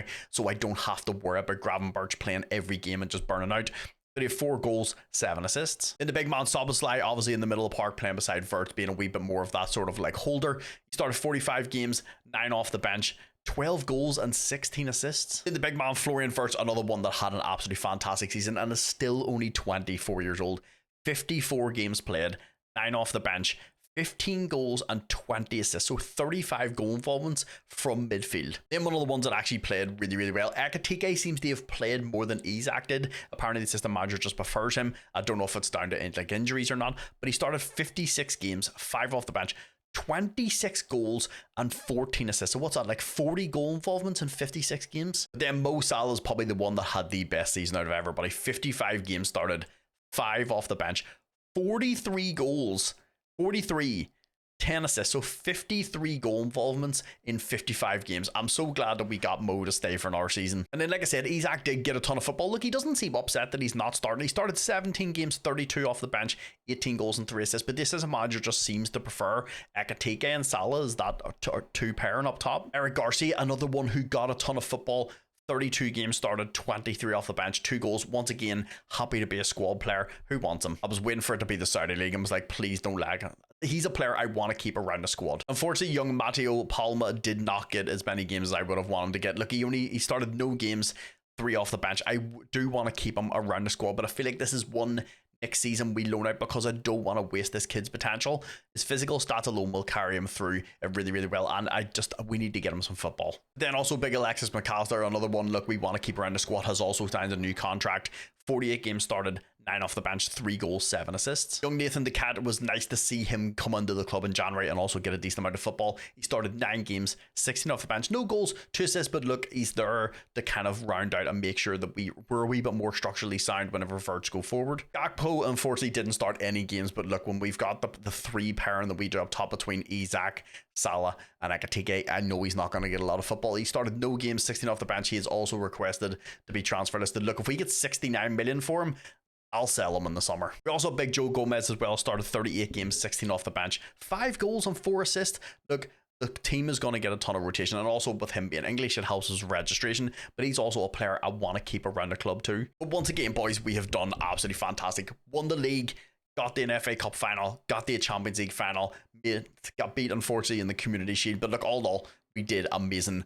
once again. And like, we didn't go out and spend an absolute shit ton of money. Obviously, getting rid of Virgil van Dijk, I could have went and spent a ton of money, because I do have that option. As you can see down the bottom of the screen, I have 351 million in the transfer kitty, but there's nowhere I look at the team and be like, right, we need to replace this person right now, and like, I don't need to go out and spend a ton of money.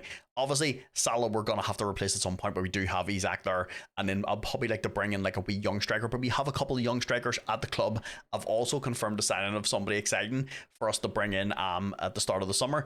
But if you look around the team, Mamardashvili still young, very, very good. Obviously, Kanate, we're going to have to replace at some point. So this may be one we may look at, the sort of bring in like a wee young sort of centre back. Leone, absolutely fantastic, super happy for him to be in the club. Van de Ven, still young. Kyrgios is still young. Gravenberch and Bradley, all still young. Slobodslai, about the only one, he's upset. He wants a new contract, but he wants insane money, so we'll have to see what happens with him in the summer. Look, if he stays, absolutely fantastic. If he goes, we do have people to replace him. Obviously, I'm happy for Nathan Decat to just step straight into the team and play. And then Salah and Ekitike, like I said, Salah, try and keep him for as long as we can. Obviously, as he starts to age out and he starts to become not good, I'm gonna have to replace him. But look, we had an amazing season, boys. So guys, then pushing over into season 3. Look, we've been absolutely fantastic for 2 seasons. All I want to do is just keep continuing that. I'm gonna try and bring in as many good young players as I can. Like I said, we have our transfer budget for this season was like 460 million. So yeah, we also did lose a big player. I had no choice. They put in an offer. He wanted to leave. It's not somebody I wanted to get rid of yet. And that person is Dominic Szoboszlai. Look, PSG came in and offered for him. It was a bit of a low offer. I think it was about in and around like 60 million. I said no. He got upset. He spaghetti. I said we had agreed a deal. So we got him rid of him for a total of about 90 million all in. I think, look, it's pretty good money, but at the end of the day, it's one that I didn't really want to get rid of. Look, I had Nathan Decat in the team to be his long-term replacement, but he's in his peak. He's absolutely fantastic. I didn't want to lose him. But I also don't want to keep players at the team that don't want to be here. So it looks like Nathan Decat will be stepping up into the team a little earlier than we thought. So I did bring in a couple of new players, and like I said, I just want to start investing in the under-21s and the under-20s. I brought in Francesco Camarda from AC Milan. Look, kid has a ton of potential. He's very, very good. Good striker, can play well with both feet. He's 6 foot, physical, and he's very, very good all around. He's got 16 finishing as well, and he's only 19 years old. So we did have to pay a total of 21 million, which I think all in is a really, really good deal for a very good young player. On top of that, I also went and got Oscar Spitten Nyastar. He was one that was in the top 50 best wonder kids last season. I scouted him, left him for a little bit, just kind of see how he developed. He looks very, very good. Look, all in, once again, he's only 19 years old, and we actually didn't have to pay a ton of cash for him, which was the best part about it. We had a total of 9.5 million, which I think is an absolute steal for a very, very good player that's got a ton of potential. And the final one I brought in is Mark Bernal. Obviously, with us losing Szoboszlai, we're going to need a wee bit more sort of like busy. We're going to need a wee bit more depth in the middle of the park. Look, he was upset he's be at his club. I had him on my shortlist. He can play with both feet. He's 6'4". He's physical. He can pass. He's very, very good all round. And once again, he's still only 20 years old. We had to pay a total of 38 million. Look, it is what it is. Spanish clubs, and you know what they're like with their clauses and stuff. But this is a player, look, obviously him and Nathan Decat can just kind of rotate him, but he can also play in defensive midfield, so he can cover for Gravenberch if McAllister and stuff isn't there. So this is once again for a bit of squad depth. So with everybody in the door and everybody out the door, this is what the team is going to look like for the season. Like I said, nothing really massively changes. Backline still the same. Everybody in midfield. The only thing that's going to change is obviously Nathan Decat is going to step in for Szoboszlai. Salah and Ekitike up top. Obviously this can interchange between Isak and stuff as well. Look, the team kind of makes itself. Like I said, I just have to make sure when our older players kind of go out. Like I said, when Van Dijk left, we had Leone and we had other people to change in. The same what's going to happen with Salah. Obviously we've got Isak there, but we now have Camarda. We have Archie, or not Archie Gray. We have Harry Gray. I always get the two of them mixed up because Archie Gray's been in the game for so long. But we have a lot of people. I have loaned out like 3 of our players. One of them is Stefan Bicic. This is one, look, I want to get out and get a few seasons, get a wee bit of football. He hasn't really played a lot, so we've loaned him out to free and easy. I am in the process of loaning out Koulibaly, so he will be going out on loan. There's 3 or 4 clubs after him, so he is out on loan too. I've also loaned out Jayden Danns out to Auxerre for the season. Look, this is one, he's getting first team football. I think, once again, could be very, very good. He's only 21 years old, 6'1". He's also English, so it's going to help his registration. But this is one I think, honestly, could be a very, very good first team player. Like I said, honestly, nothing was overly going to change with the first team. It's going to be just developing all the young players and bringing them through over the next couple of seasons. Look, I just want to keep doing what we're doing. fighting for the Champions League, fighting for the title. I would, of course, like to win the Carabao Cup at some point before this ends. But look, you know what it is. One of the cups always ends up being your Achilles. And apparently it's going to be the Carabao Cup because we've won the Champions League before we won it. But boys, all in all, like I said, I know we haven't finished this video, but I appreciate all the support on these series going forward. Look, I put a lot of time into these videos, and it's nice to see everybody enjoying them. Look, a Liverpool build is not really overly something I thought I was going to be doing, but look, here we are. But boys, let's jump over into season 3. Obviously, I'm hoping there'll be some good people that we can bring in and approach the signs. It's something I still want to do. Look, try and make as much money for the club as possible, and also bring in some young players on a cheap. And then obviously I'll bring you back in April for the youth intake. Hopefully we can get a couple more good young players coming through there. But boys, that's enough messed about. Let's go play season 3. So boys, we're at the end of season 3. I'm not gonna lie to you, the youth intake was I was gonna show you, it was pretty bad. It was like a 1.5 star, 2 star. Nobody was good. Obviously I signed them anyway because they're young English players, and would obviously have to keep the under 18s and stuff sort of stacked up a little bit. But yeah, but like I said, obviously look, our expectations for the season is just keep doing what we're doing and just keep smashing it. But we will have a player we need to talk about at the end of the season. But before we get into all that, let's jump over and see how we did in the Premiership. We started things off with a fantastic 3-0 defeat to Brighton. Always a good way to start the season. Then got slapped around 3-0 by Man City. We did bounce back and start getting a wee bit of a run going. I don't know if this was due to injuries or not, but we beat Chelsea 3-1, beat Man City 2-1. We then beat Man United 2-1, beat Newcastle 2-0. And then right on the last day of the season, we beat Man United 4-1. Which meant, boys, after all that, we won the league 3 years in a row. Look, trust me, I know it hurts my soul to watch this too, watching Liverpool win the league 3 years in a row. But look, if I'm going to take over a team, I'm going to try and do as best as I can. A bunch of people were asking me in the Discord if they were like, are you going to try and make Liverpool good? It was like, look, if I'm going to do a rebuild, I'm going to do it properly, even if I know it hurts me.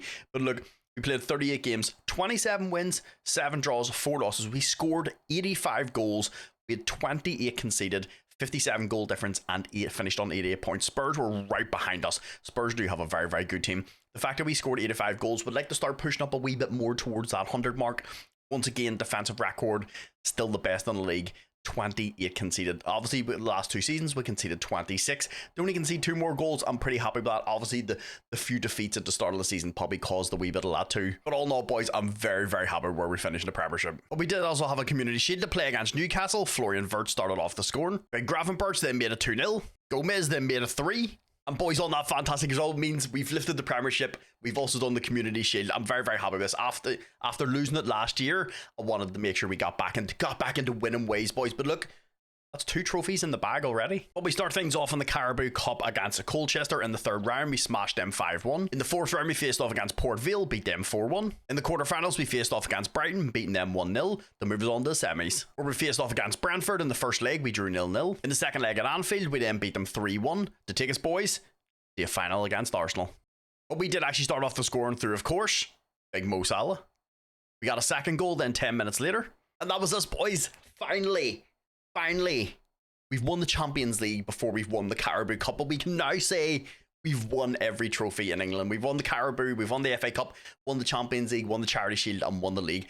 I'm not going to lie. I was actually like, please tell me we're not going to win the Carabao Cup the whole way through this, and that'll be the only trophy that we haven't won. But look, this is a fantastic result against a very good Arsenal team. But now, we still have the FA Cup. So we started things off in the FA Cup against Stevenage. We beat them 5-0. In the 4th round, we beat Bournemouth for 3-0. In the 5th round, we beat Newcastle 2-0. But unfortunately, that's where our FA Cup run finished in the quarterfinals against Chelsea. They ended up slapping us 3-1. But look, honestly, we've had a fantastic season. We've already won 3 trophies. So look, I'm trying not to be too upset about this.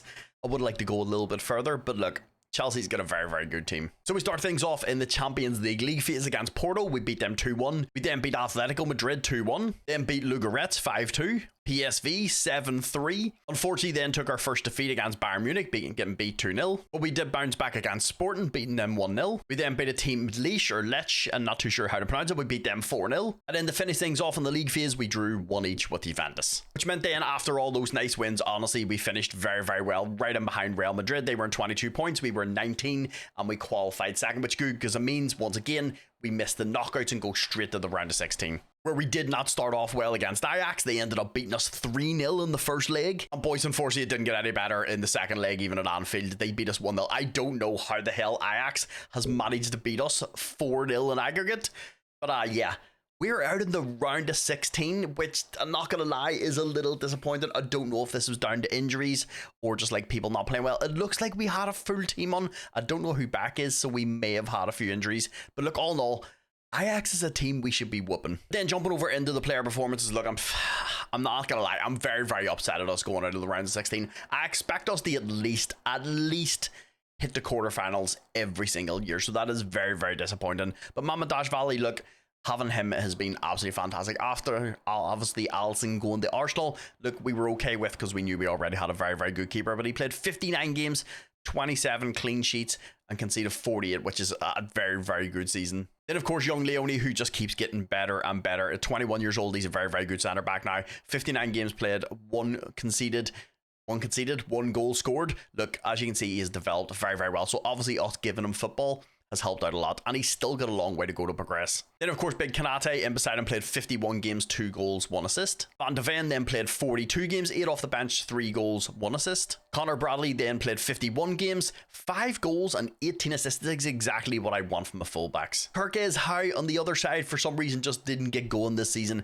Played 48 games, 2 off the bench. He had 8 goals though, which is fantastic for fullback, but only 7 assists. Then Big Gravenberch in the middle of the park. He only played 23 games and like 21 off the bench. This was down to a few injuries. He did get a few niggles, but then he had 5 goals and 6 assists. Then, of course, young Nathan Decat after Szoboszlai actually leaving, of course, we locked him in for the season. He played 58 games, 6 goals, 4 assists. Would like to see this come up a little bit, but he's more of our like midfield support, and he still has a long way to go to improve. He looks actually phenomenal right now. He is very, very well rounded. Then, of course, the big man in beside him, who honestly has performed all the entire time that we've played with him, is Florian Wirtz. 46 games started, 12 off the bench, 16 goals and 20 assists. So 36 goal involvements for the season, again for Florian Wirtz. Salah once again had an absolute banger of a season. 50 games started, 35 goals and 11 assists, so 36 goal involvements for the big man. Then Big Akatike started 52 games, 22 goals and 16 assists. Isak, of course, didn't start just as many games. I don't know what it is. The assistant manager just seems to prefer Akatike, which is absolutely wild because Isak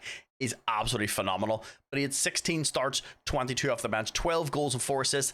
Honestly, at a 7.3 for the season overall rating, which is fantastic. Gakpo, of course, who is transfer listed now, I understand why he wants to leave because he started no games and only 6 off the bench. Unfortunately, the young Kozani didn't start any games and he only had 1 off the bench. So this is one for next season I may look to loan out because I do want to develop. He's very, very good. Of course, then our other left back, Saba, I'm not even going to try and pronounce his second name again, boys. He only started 2 games and 5 off the bench and 2 goals and 1 assist. Obviously, with Kirkes being here and always being fit, it does make it a little difficult. But look, I'm happy. He's one of the ones we got on a free. We'll have to pay like 300k. But he's a very, very good backup. Of course, then Big McAllister, who always gets a lot of games because obviously he can fill in everywhere in the midfield. 41 games started, 14 off the bench, 2 goals, 10 assists. Eric Garcia, another one who always gets a lot of football because once again, he can play right back, he can play DM, he can play centre back.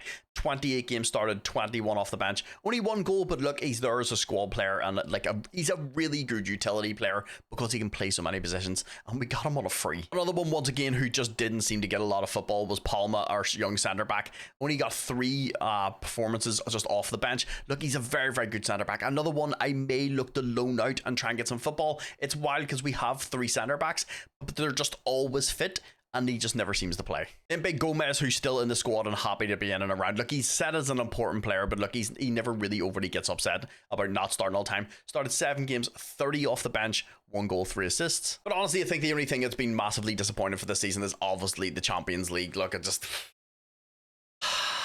like I said, I expect us to get to the quarterfinals every single year and only making it to the round of 16, and not even just making it to the round of 16. Ajax absolutely fucking evaporated us and beat us 4-0 in aggregate. We didn't even score past them, which was absolutely wild. That's one thing I always expect this team to do, is score. Look, even if we win 4-3, we're gonna score goals, so the fact that we scored no goals is absolutely wild. But like I said, we did have one thing to talk about, and it's gonna be one of our players, and it's Big Mo.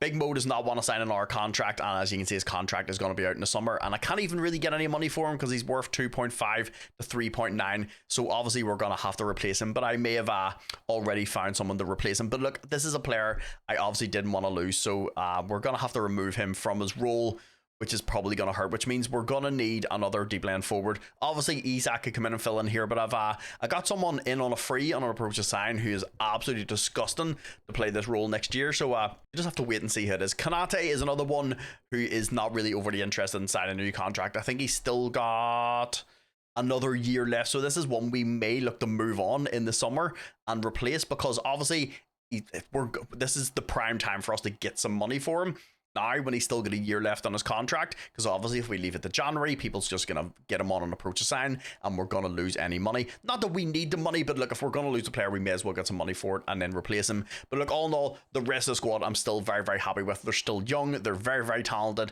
and we don't need to replace too many people. Once again, we have an absolute bucket load of cash. As you can see down here, our transfer budget for the season is 463 million. Obviously, I haven't really been spending a lot of this, so it's just been stacking up and stacking up and stacking up every season. Like I said, I don't want to just go out and buy players for the sake of players, because then when you take the save on, I would ideally like by the time you take the save on for you to have like $500 million in transfer kitty, like 500 mil. That would be fun for me. But obviously, if there's any really, really good young players that come along, even if they're a little pricey, I would like to bring them in. But I'm only going to spend really, really good money on those top elite, like young wonder kids. And then we'll just fill out, like I said, they're the under 19s and the under 20s, because we do have some very, very good young players in there. But like I said, I just don't want to get my pants pulled down for the price, and I want to keep the club financially as stable as possible. But look, boys, we had a very, very good season. A little disappointing in the Champions League, but all in all, look, it's a good season. We won 3. We won the FA Cup, we won the Charity Shield, and we won the league again. So all in all, a great season. But boys,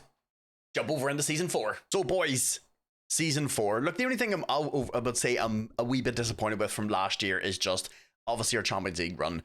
We get beat. It's not even that we get beat by Ajax. It's the fact that we just didn't score. They absolutely steamrolled us, like 5-0 in aggregate. If we get beat like 5-4, I'd have still been disappointed, but at least like the boys put up a bit of a fight. We just get absolutely rolled. I don't know what happened and why we were just so bad in that one game. Obviously, look, we've done well. We've won the league a couple of years. We've won both of the cups now. We've won the Charity Shield. I would like to try and, once again, just keep winning the league, and also on top of that, try and win the Champions League again at some point. I'll get to as many finals as possible. We've still 2 seasons left. Obviously, one of the big things going in this was Mo Salah has obviously left, so we did need to replace him. So, but like I said, I think I've replaced him pretty well, and with someone on a free. We also had Konate. He didn't want to sign a new contract. I offered him out to, I think, Real Madrid come in, Bayern come in, and Juventus. He rejected them all and decided he wanted to stay. So I have give Konate a new contract, which is good because I want to keep him around. He's a big physical centre back. He's good on the ball, so I'm happy to keep him. Also, he adds a wee bit of experience to our team because he's like, what, 20 at 29 and around there. But I did bolster up the squad pretty fucking well. So one of the ones I brought in is Josh Akimpong. Obviously, this is the young right back / centre back that plays for Chelsea. This is more, obviously, look, when Connor Bradley's not on, we don't have a huge amount of right backs. Also, he's got a little versatility. He's English. We only had to pay, like, I think it was like 7.5 million for him, so it costs us absolutely nothing.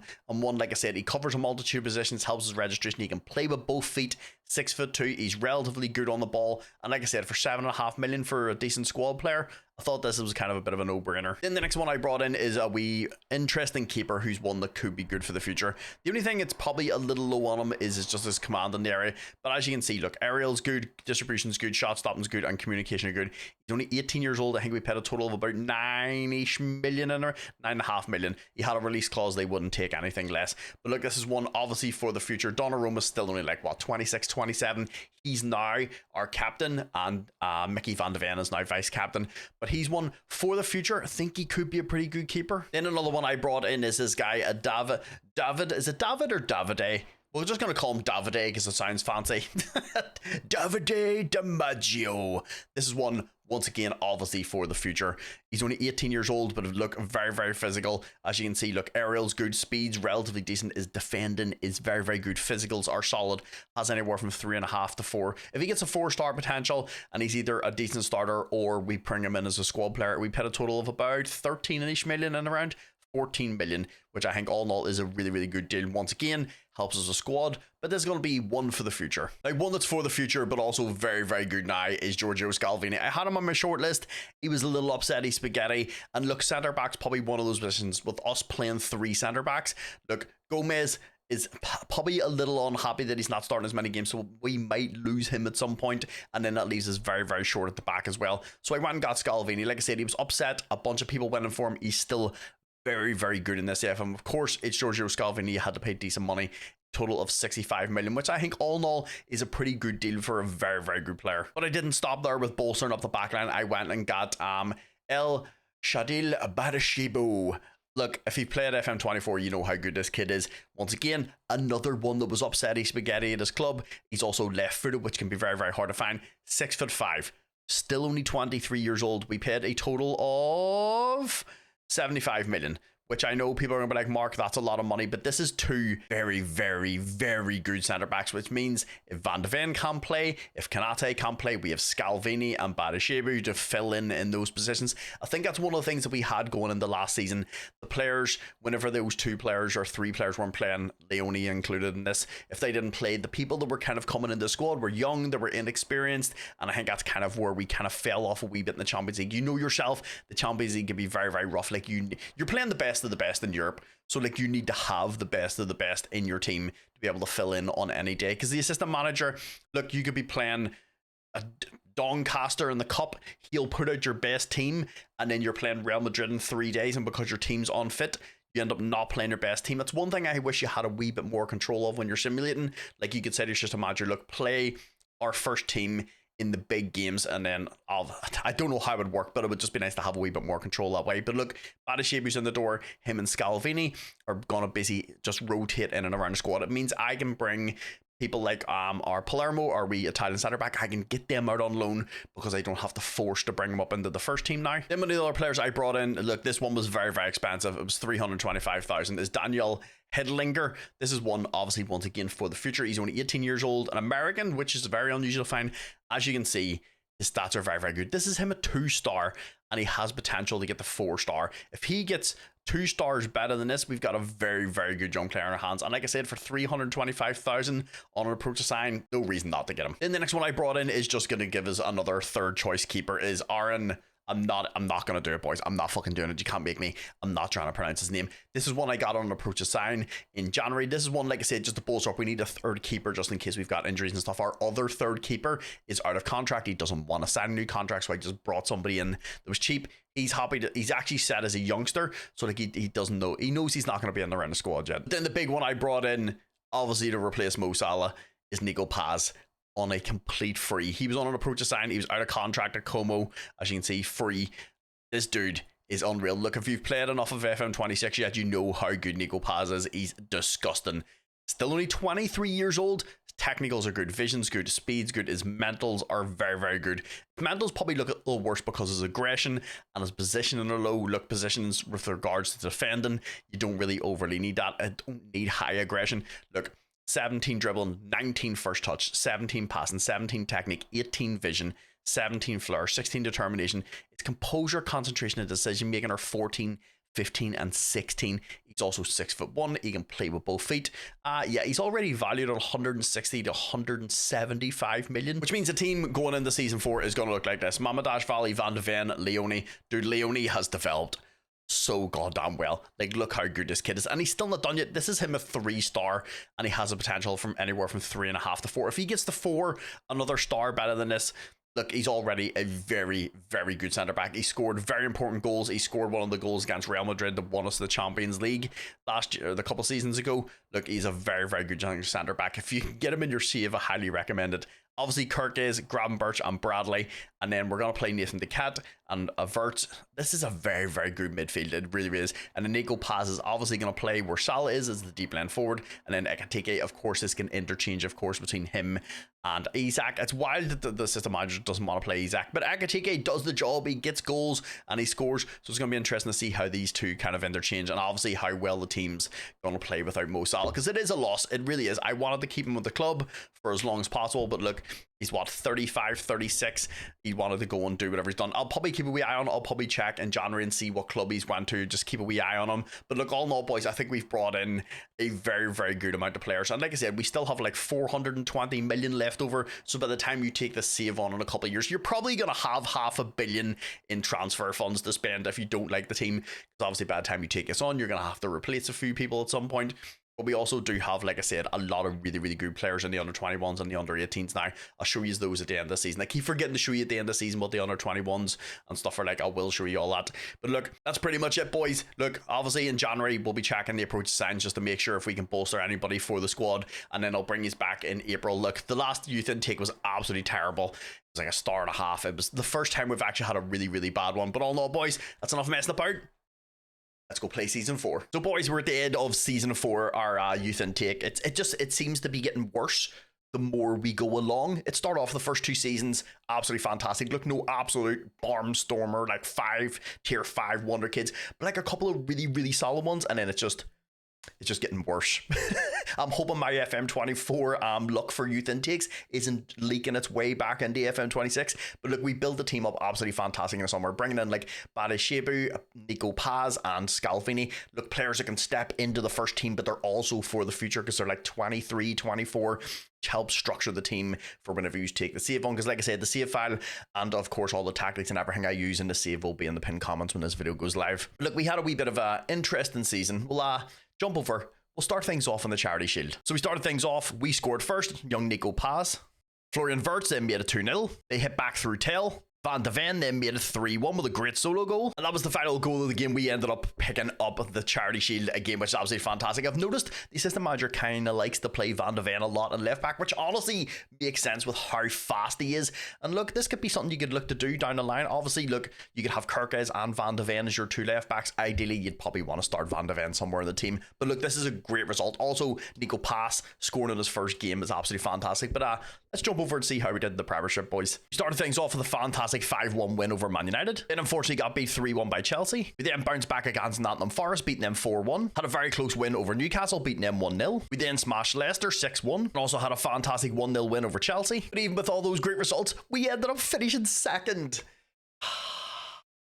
The main reason why this happened, we were flying, and then we had 2 games right at the end of the season. One against Arsenal and one against City, and we lost both of them. If we would have just drew one of those games, obviously won one of those games out of those 2, or drew both of them, we probably would have been still sitting like top of the league. We threw it away in the last 2 games. I'll show you the fixtures here quickly. As you can see right at the bottom here, Man City beat us 3-1, Arsenal beat us 4-2, and that's the last 2 games of the season.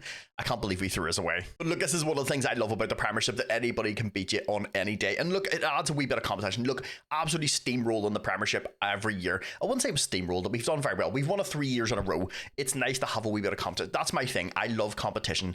I really, really do. I don't want to jump into a team and just win the league every single year and absolutely trounce them. I want some competition. And Man City and Arsenal and all have really, really good teams. So I'm here for the competition, but the fact that we threw it away the last 2 games of the season is it's a little heartbreaking. But look, we played 38 games, 26 wins. We had 6 draws and 6 losses. City just did very, very well. They only had 5 losses all season. We scored 79 goals, conceded 33, which is a little more than we usually concede. We were in around like the 26 mark, 27 mark the last couple of seasons, so we've conceded a few more goals.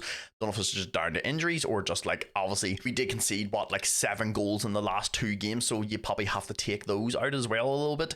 But we had 46 goal difference. We finished on 84 points, and then, like I said, those 2 defeats right at the end of the season, it honestly hurt a little bit. But look, we're scoring goals. Our defensive record is still absolutely fantastic. We're conceding less goals than we have games, which is an amazing. Losing this in the last day of the season, I'm not gonna lie, boys, this hurt a little bit. But let's jump over, see how we did in the Carabao Cup. So we started things off in the 3rd round against Norwich. We beat them 2-1. In the 4th round, we then beat Bournemouth 2-0. That then took us on to the quarterfinals, where we faced off against Chelsea. We smashed them 3-1. Semi-finals, we got another hard draw against Man United, but we beat them 2-0, which took us, boys, to the final against Brighton. We actually started off the scoring through young Nico Paz, a great solo goal. Birch then made it 2-0. We got a 3rd with a great through ball from Connor Bradley. We then got a 5th with a great solo run for Alexander Isak.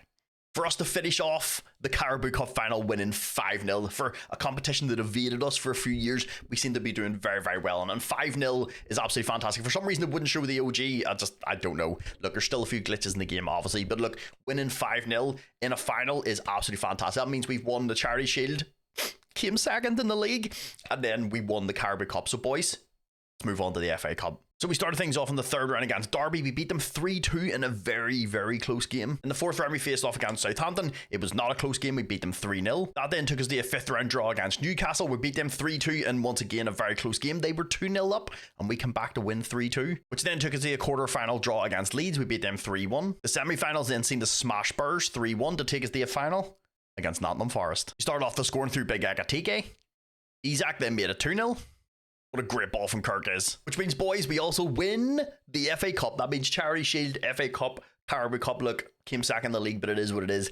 We did absolutely fantastic. It was a really, really good game. And we had a good run in both cups, playing a lot of good Premiership teams. So I'm very, very happy with this. But boys, let's see how we did in the Champions League. So we started things off in the league phase against Porto, smashing them 4-0. We then also beat Atletico Madrid 1-0. We then absolutely evaporated Juventus 5-1. We then beat Club Brugge 5-1. We're scoring a lot of goals in the Champions League. I'm loving this. We then also smashed Newcastle 4-0. Then after playing all those teams, we go and get beat by Stuttgart 2-1. But we did bounce back against Inter Milan, beating them 2-0. Then in our final league phase match, we faced off against Shakhtar. We beat them 4-1. Because in the league phase, we did absolutely fantastic. We actually finished top. Look, I know we're playing as Liverpool and like you expect this to kind of happen, but look, I'm just happy with how well we're doing, and we're doing it consistently. Obviously, last year in the Champions League against Ajax, it was a bit of a fumble season. I can happily admit that. Look, just going out in the round of 16 against them was not great. So, look, the only thing I can do is just bounce back the next season, and we did that. We played 8 games, we won 7, we lost 1 against Stuttgart, finishing 21 points. We did absolutely fantastic. So,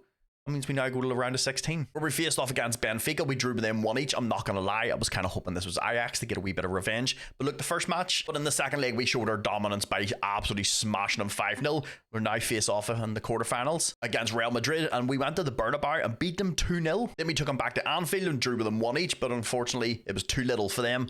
So we now move on to the semi-finals. Surprisingly, we face off against Leipzig at Anfield. We drew with them 1 each. In the second leg, we beat them 2-1. This was a very, very close matchup, which now takes the Champions League final against Barcelona. So we actually started off the scoring through Big Alexander Isak with a fantastic assist for Mickey van de Ven. In true Barcelona fashion, they hit back in the 90th minute, which then took us to extra time, where they scored another goal in the 96th minute.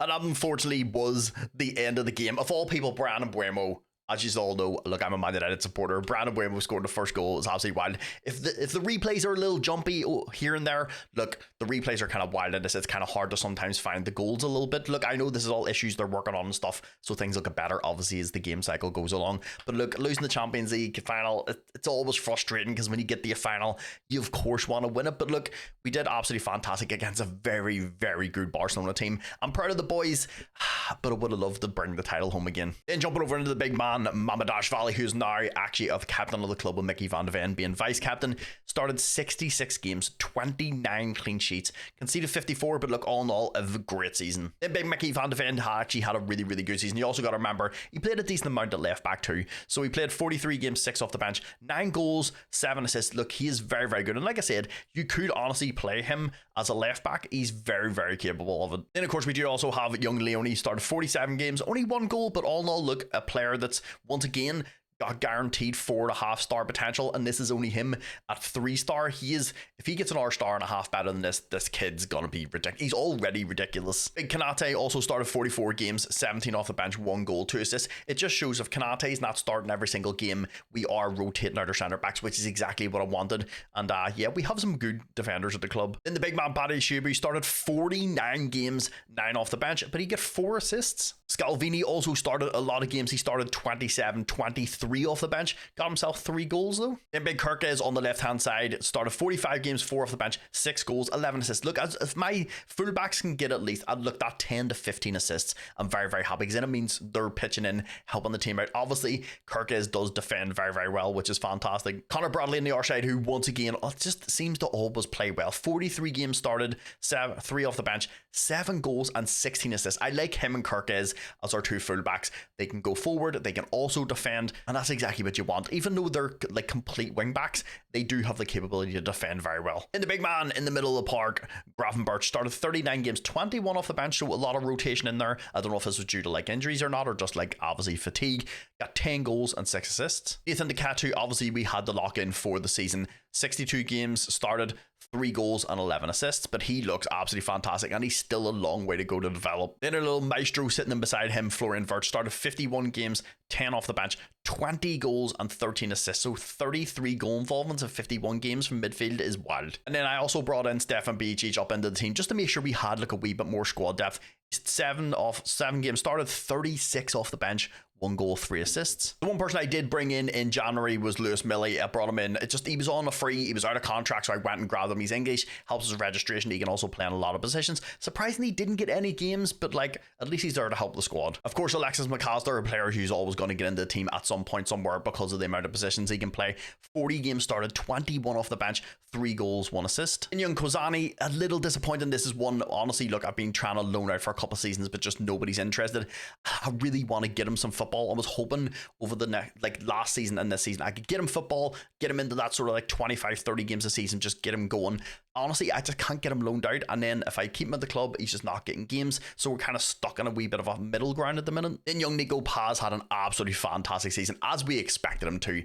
He's very, very good. I'll also show you where Mo Salah went as well, because like I said, I would keep tabs and see where we went. Look, Big Mo's a legend. 64 games started for Paz, 31 goals, 20 assists, 51 goal involvements in 64 games in his first season. Of course, then Big Ekatike, him and Isaac did play a lot of games. Ekatike started 45, 12 off the bench, 21 goals and 7 assists. Then Big Isaac started 23 games, 24 off the bench, 21 goals and 10 assists. I will give Isaac a round of applause, man. I really, really will. This man has not kicked up a fuss once in 5 seasons, and he's technically set as like a rotation like squad player. I know he's got regular starter, but like obviously he doesn't start every single game and has not complained one time the entire season. Him and Ekatike have been absolutely fantastic. Obviously, I brought Paz in, but it's nice to have those 3 in rotation. I might just leave the 2 front spots open next season and just let them kind of fight it out. But I do also want to play Nico Paz because he's so fucking good. And like I said, I have nothing but respect for Isaac. Like I said, not kicking up absolutely a stink once in the team, which is great. Honestly, your team, I think we've got a lot of players out who were a little upsetty spaghetti, and the team is very, very happy now. Look, the team, we don't need to change much. I think we've brought in the right players in the right positions. Probably will strengthen a few positions here and there, and then I have brought someone in on a free, obviously squad rotation and stuff. But a lot of the young players, my only issue is honestly I'm struggling trying to get a lot of the young players loaned out. I really am. I don't know if this is something to do with like I'm just shit at loaning people out, or FM26 is a little harder to get people loaned out. But I have a bunch of like people like Kamarda and Kwasani and a few of them. It's like I want to get them loaned out and get them football. But look, we'll move on to season 5 and just look. It is what it is. We did fantastic. Won the Charity Shield. Came second, unfortunately, in the league. But look, like I said, I want the competition. I don't want to be steamrolling every year.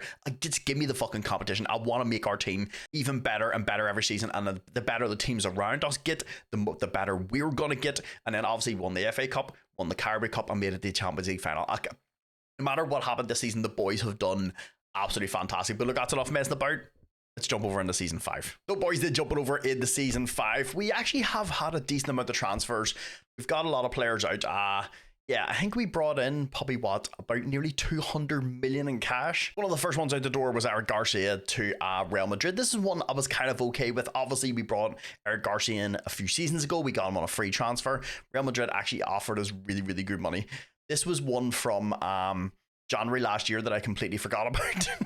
It starts off at 47 million, working its way up there, about 53 million, I think, in total. So look, for a player that we got for absolutely nothing a few seasons ago, the fact that we can get over 50 million for him is absolutely wild. Look, he's a very, very good player. He gets to go play for Real Madrid. So the next one at the door was Cody Gakpo. Look, this is one he's been a little unsettled for a few seasons. I completely understand his frustration, but like there's a pecking order at the club.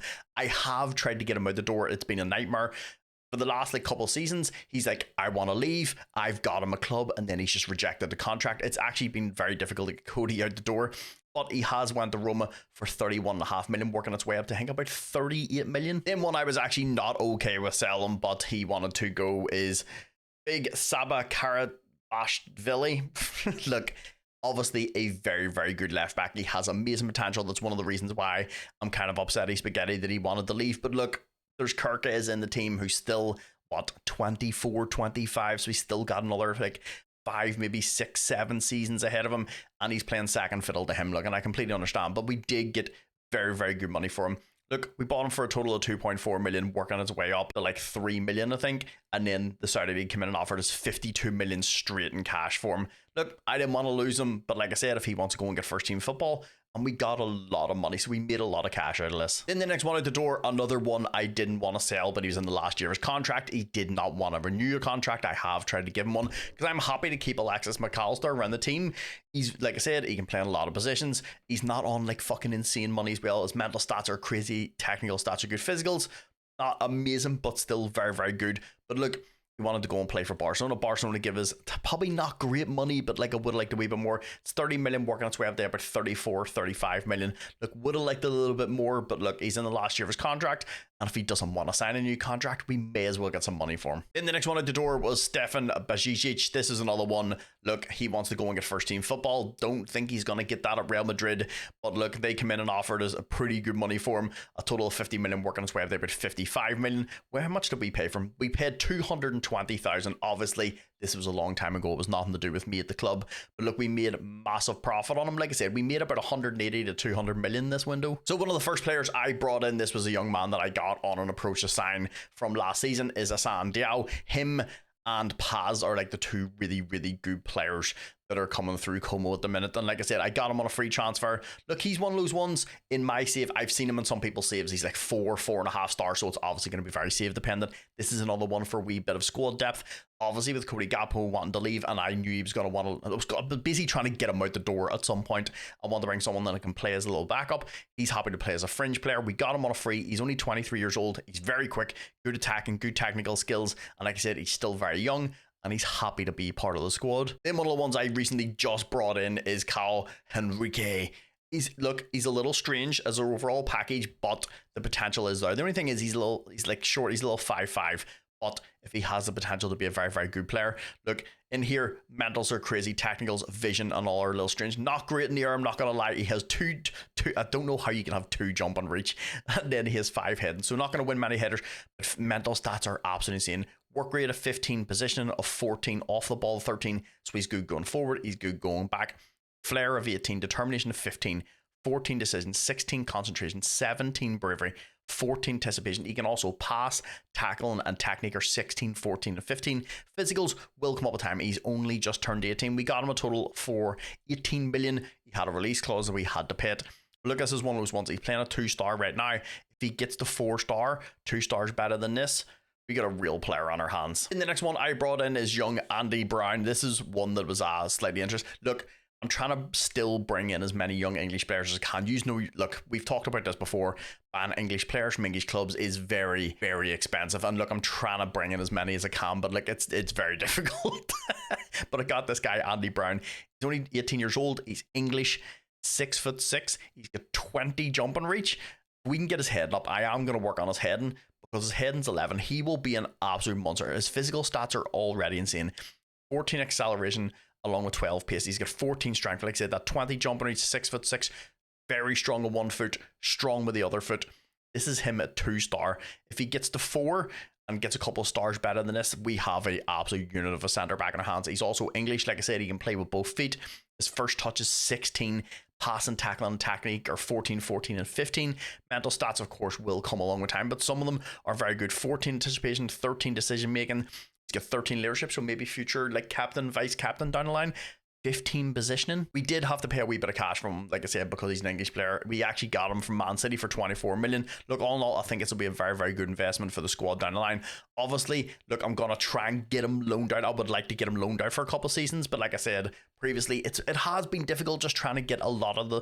I usually end up loaning out a lot of the players that I'm like, okay, I don't mind if I get these loaned out. And then the ones I want to loan out, I can't get loaned out. But all in all, look, I think this is a good investment for the future. And like I said, we still have... Well, how much money do we have left over? We still have 500. I have over $500 million left over in transfer money. So with everybody in the door and everybody at the door, this is what the first team kind of looks like. This is what the assistant manager says he would play. He drops Nathan De Cat back into DM and puts Gravenberch up the park. I'm okay with this. I don't really care where these two play. They can both play in this position. Kanate and Van de Ven and Scalvini in the back line, I'm really, really happy with. But look, honestly, I would rather start getting rid of Kanate. He's starting to go downhill, and I want to play Leone, who's starting to get up. He still has a long way to go. I think he still has, like 2 stars of potential to go. So I want to get him in. So if I have to lock him in for the season, that's perfectly fine. Nico Paz and Ekitike, don't really mind where any of the two of these play as long as they're playing, but I may lock Nico Paz. I would rather have Nico Paz in the deep lane forward. Ekitike is more of that channel runner, that sort of striker. Paz is that drop deep, pick up the ball type of player, so I want to keep him in that position. So the only two players I'm going to lock in is going to be Leone and Paz, and that's it. That if we only have to lock two players in for the entire season, that's absolutely fantastic. Look, I know we haven't went out and spent a ton of cash. Look, I don't really think we need to.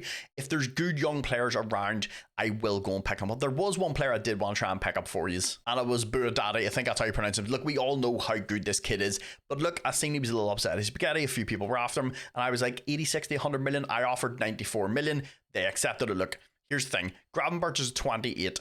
And this dude's only 21, so this will be the long-term replacement. We would basically have Nathan Decat, this guy, and Florian Wirtz in our midfield for the future. And I was like, okay, that's absolutely fantastic. And then I offered him a contract. So we basically got the transfer agreed for 95 million. I went to give him the contract. He wanted 450,000. The dude's only on 73,000 pound a week at Lille, and wanted 425,000 from us, which is absolutely insane. He also wanted 18 million for signing on fee, and I was like, no, it's way too fucking much. So we'll leave this a little bit. Look, he doesn't have a ton of time left in his contract, couple of years. Will give us a wee bit of time, and maybe he'll go back. Look, I'm not giving him over 400,000 pound a week. He would be our highest paid player by a good bit, and I'm not doing that.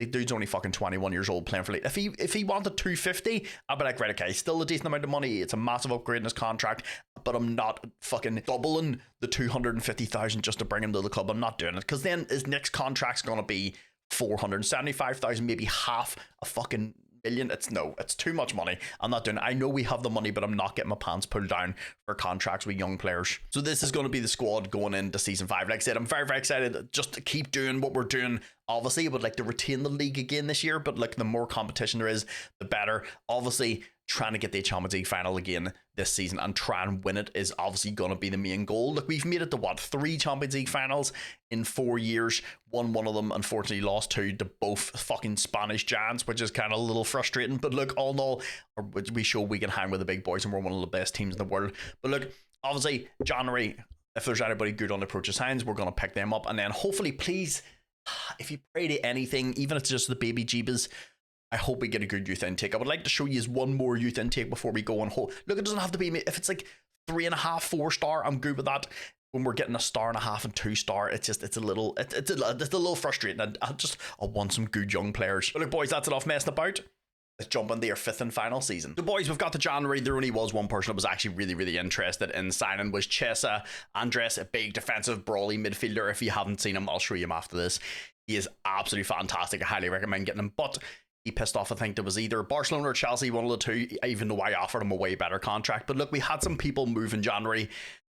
People I didn't want to move, but yeah, bigger teams come in, they were upset he's spaghetti, so we ended up selling them. So the first person out the door was Alexander Isak. Look, one only had like a year and a bit left on his contract, and he wanted to go. Real Madrid came knocking. Like, I completely understand. It's Real Madrid. It doesn't matter what club you are, if you're Liverpool, Man United, Chelsea, fucking Man City. When Real Madrid or Barcelona comes knocking, generally most players kind of go. So the only thing is, I'm a little disappointed at how much money we got left, but obviously they knew he only had a year left on his contract, so we only got 44.5 million, working its way up to like 48 or 50 million.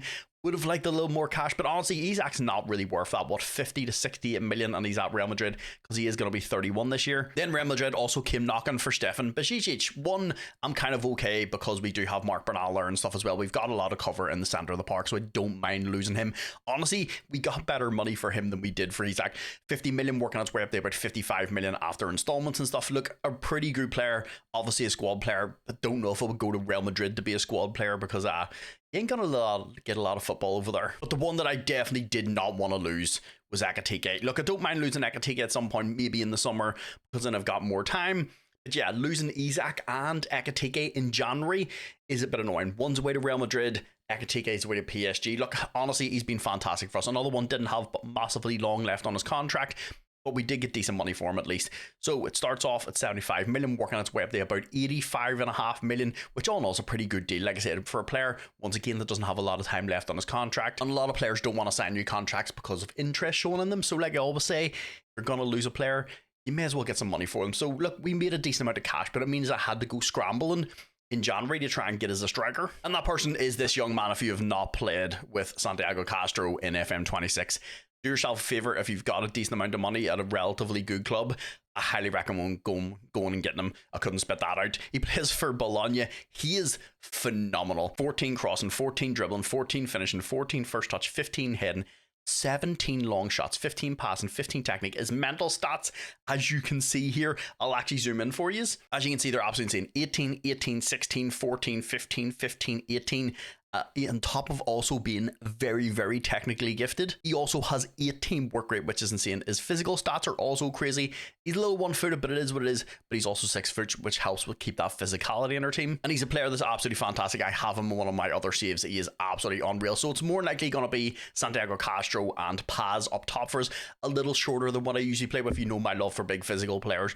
But look, them two are both very, very gifted. They're also still very, very young. I did try and go and get Endrick because he was upsetty spaghetti at his club, and Endrick is one of the only players, if you go and scout him, as you can see whenever the screen loads, I don't know if that's the first time that's happened to me, as you can see sitting at 3.5 star here, he's one of the only players in the game that's guaranteed 4-star or 5-star potential. So obviously you're going to have yourself a world-class striker on your hands. He's already very, very good. So if he gets 1.5 stars better than this, but yeah, they wanted 186 million for him. Look, don't wrong, we have the cash. If I go to our transfer budget, I have 568 million still left over. So yeah, money's not an issue, but I also don't want to get my pants pulled down for the price. And if I'm going to spend 180 million, I'd rather just go and buy Erling Haaland. So yeah, that's who we brought in January, and also who we lost. Ideally, not the people you want to lose in January, but it is what it is. So boys, the end of season 5, and obviously if we're here, I'm not gonna lie to you, the youth intake was it was so bad. It was so bad. Our highest person was a 3-star person, and they weren't even that good. But look, we got at least the first and second season, we got a couple of decent young players, so look, it is what it is.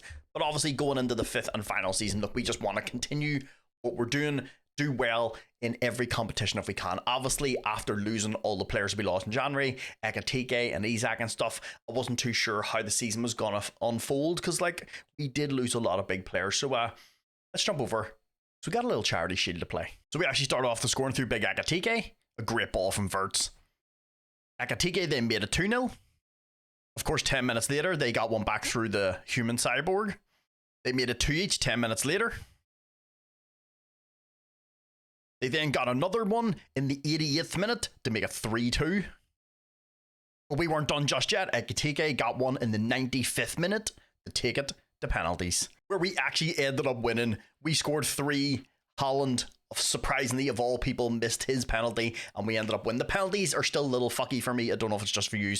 It won't show the people it's actually like the important penalties. I don't know what's going on. But look, the fact that we were 2-0 up and then threw it away, they come back with 3 goals, and then we scored right at the end to take the penalties and then won. Look, this is a very, very close game. Look, against a very, very good Man City team. As you've seen, they've got Jamal Musiala as well. So their team's pretty stacked out. So to get a win, even if it's on penalties, it's a good way to start the season. In the Premiership, we did not start off strong. We ended up getting beat 1-0 by Arsenal. But of course, in true fashion, we jumped back against Chelsea and beat them 3-1. We also beat Newcastle 2-1. Spurs, unfortunately, beat us 2-1. Then we went on to absolutely smash Man City. And boys, after all those fantastic results, the league is ours. Just about. But like I said, this is what I want. I want competition. Spurs were right up our ass. They were actually in first for a little bit, and then we were first.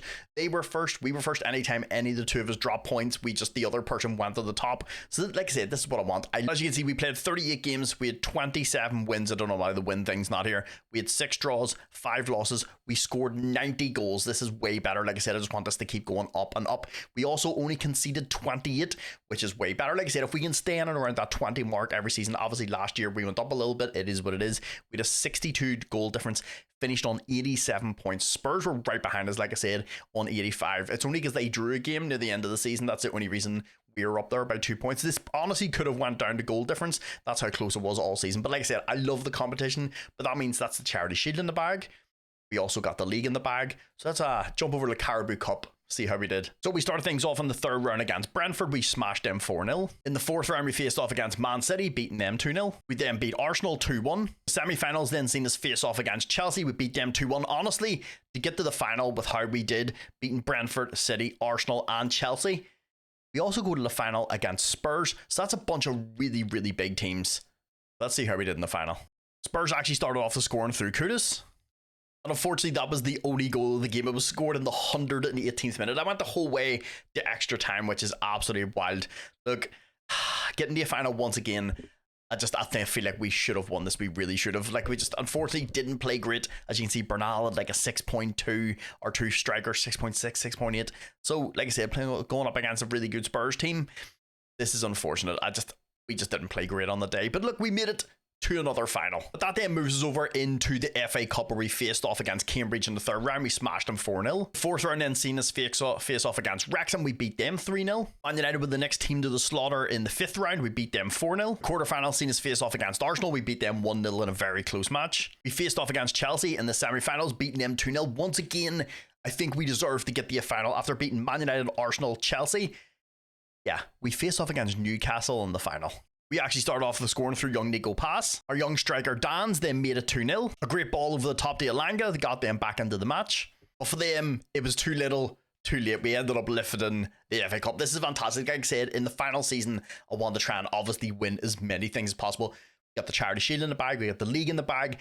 We made it to the Carabao Cup final. We've made it to the FA Cup final and won that. So now we just have the Champions League, boys. So we started things off in the league phase against Arsenal. We drew with them 2 each. We then beat Villarreal 1-0. We then beat Legia 2-0. Beat Celtic 2-1. Beat PSV 2-1. We then smashed Shakhtar 5-0. Drew with Atletico 1 each. And in our final league phase match, we ended up beating Real Madrid 3-1. And as you can see in the league phase, we played absolutely fantastic. We ended up finishing top of the entire thing. We played 8, won 6, drew 2. Awesome. PSG were the only teams on 20 points. We did absolutely fantastic. Of course, PSG have a very, very good team, which means now, boys, move on to the round of 16. Where surprisingly, we faced off against Brighton. We beat them 1-0 in the first leg. The second leg, we beat them 2-0, which means we move on to the quarterfinals against Man City. In the first leg, we smashed them 3-1 at Anfield. We then beat them 2-0 at the Etihad to go to the semi-finals, where of course we faced off against Real Madrid because we just seem to play them all the time. We drew with them 1 each at the Bernabeu. In a very close match at Anfield, we beat them 2-1 to go to a Champions League final against PSG. PSG actually started off the scoring through Stiller. We hit back through Connor Bradley. Of course, it wouldn't be a PSG game without Kvaratskhelia scoring. Young Dans then made it 2 each, which then took us the whole way to penalties, which we actually ended up losing. And we only missed one, and young Nico Pass was the one to miss, which is unfortunate. PSG have a disgustingly good team as well. I was looking through their team. We were playing this. Like, you can look through. They still have Chevalier, who is an amazing keeper in this. Stiller is amazing. They have Guardval, Vitinha Doué. They also have Pedro Porro. They have Valverde. Obviously, they bought Szoboszlai off us. So their team's stacked out. This is the reason why, obviously, they're in a Champions League final with us. But look, we did absolutely fantastic. Of course, it hurts to go out on penalties. I want to try and win this one more time before we finish this. But look, out of the 5 seasons, we get into four Champions League finals out of the 5 years. Look, we only won one of them. It is what it is. Look, I'm still over the moon with how this rebuild went. Even though, look, at the end of the day, as a Man United supporter, I'm making Liverpool better. But look, if I'm going to take a job, I'm going to do things properly, boys. But look, this was a lot of fun. But then jumping over into the player performances, look, I've been so happy with the boys. They've done absolutely amazing. We have moved the team around a lot. Obviously, there's a few players who went out the door that we didn't overly want to sell. But look, this is football. These things happen. Obviously, big man Mamardashvili has stepped up so much. Like I said, last season he is our captain now, but he played 66 games, 30 clean sheets, which is absolutely insane. And then we conceded 48 goals for the season. Van de Ven had 47 starts, 8 off the bench, 7 goals, 5 assists. Young Leone played 55 games. And you got to remember, this kid has guaranteed, if I can actually move my camera, hold on, I'll show you here. The kid has guaranteed 4.5 star potential. This is him only at 3 star. So by the time he's finished, he's going to be another, star and a half better than he is right now. And he's actually ridiculous. In the assistant manager seemed to sort of vary between who he was playing on the right hand side. But Scalvini seemed to have got most of the games because he started 42. But there was a lot of rotation, which was absolutely fantastic. The fresher we can keep people, the better. 42 games started, 15 off the bench. Big Badashebu, who actually did start quite a lot of the games, but he's currently injured and he's been injured for a bit, started 34 games, so he probably more likely would have started.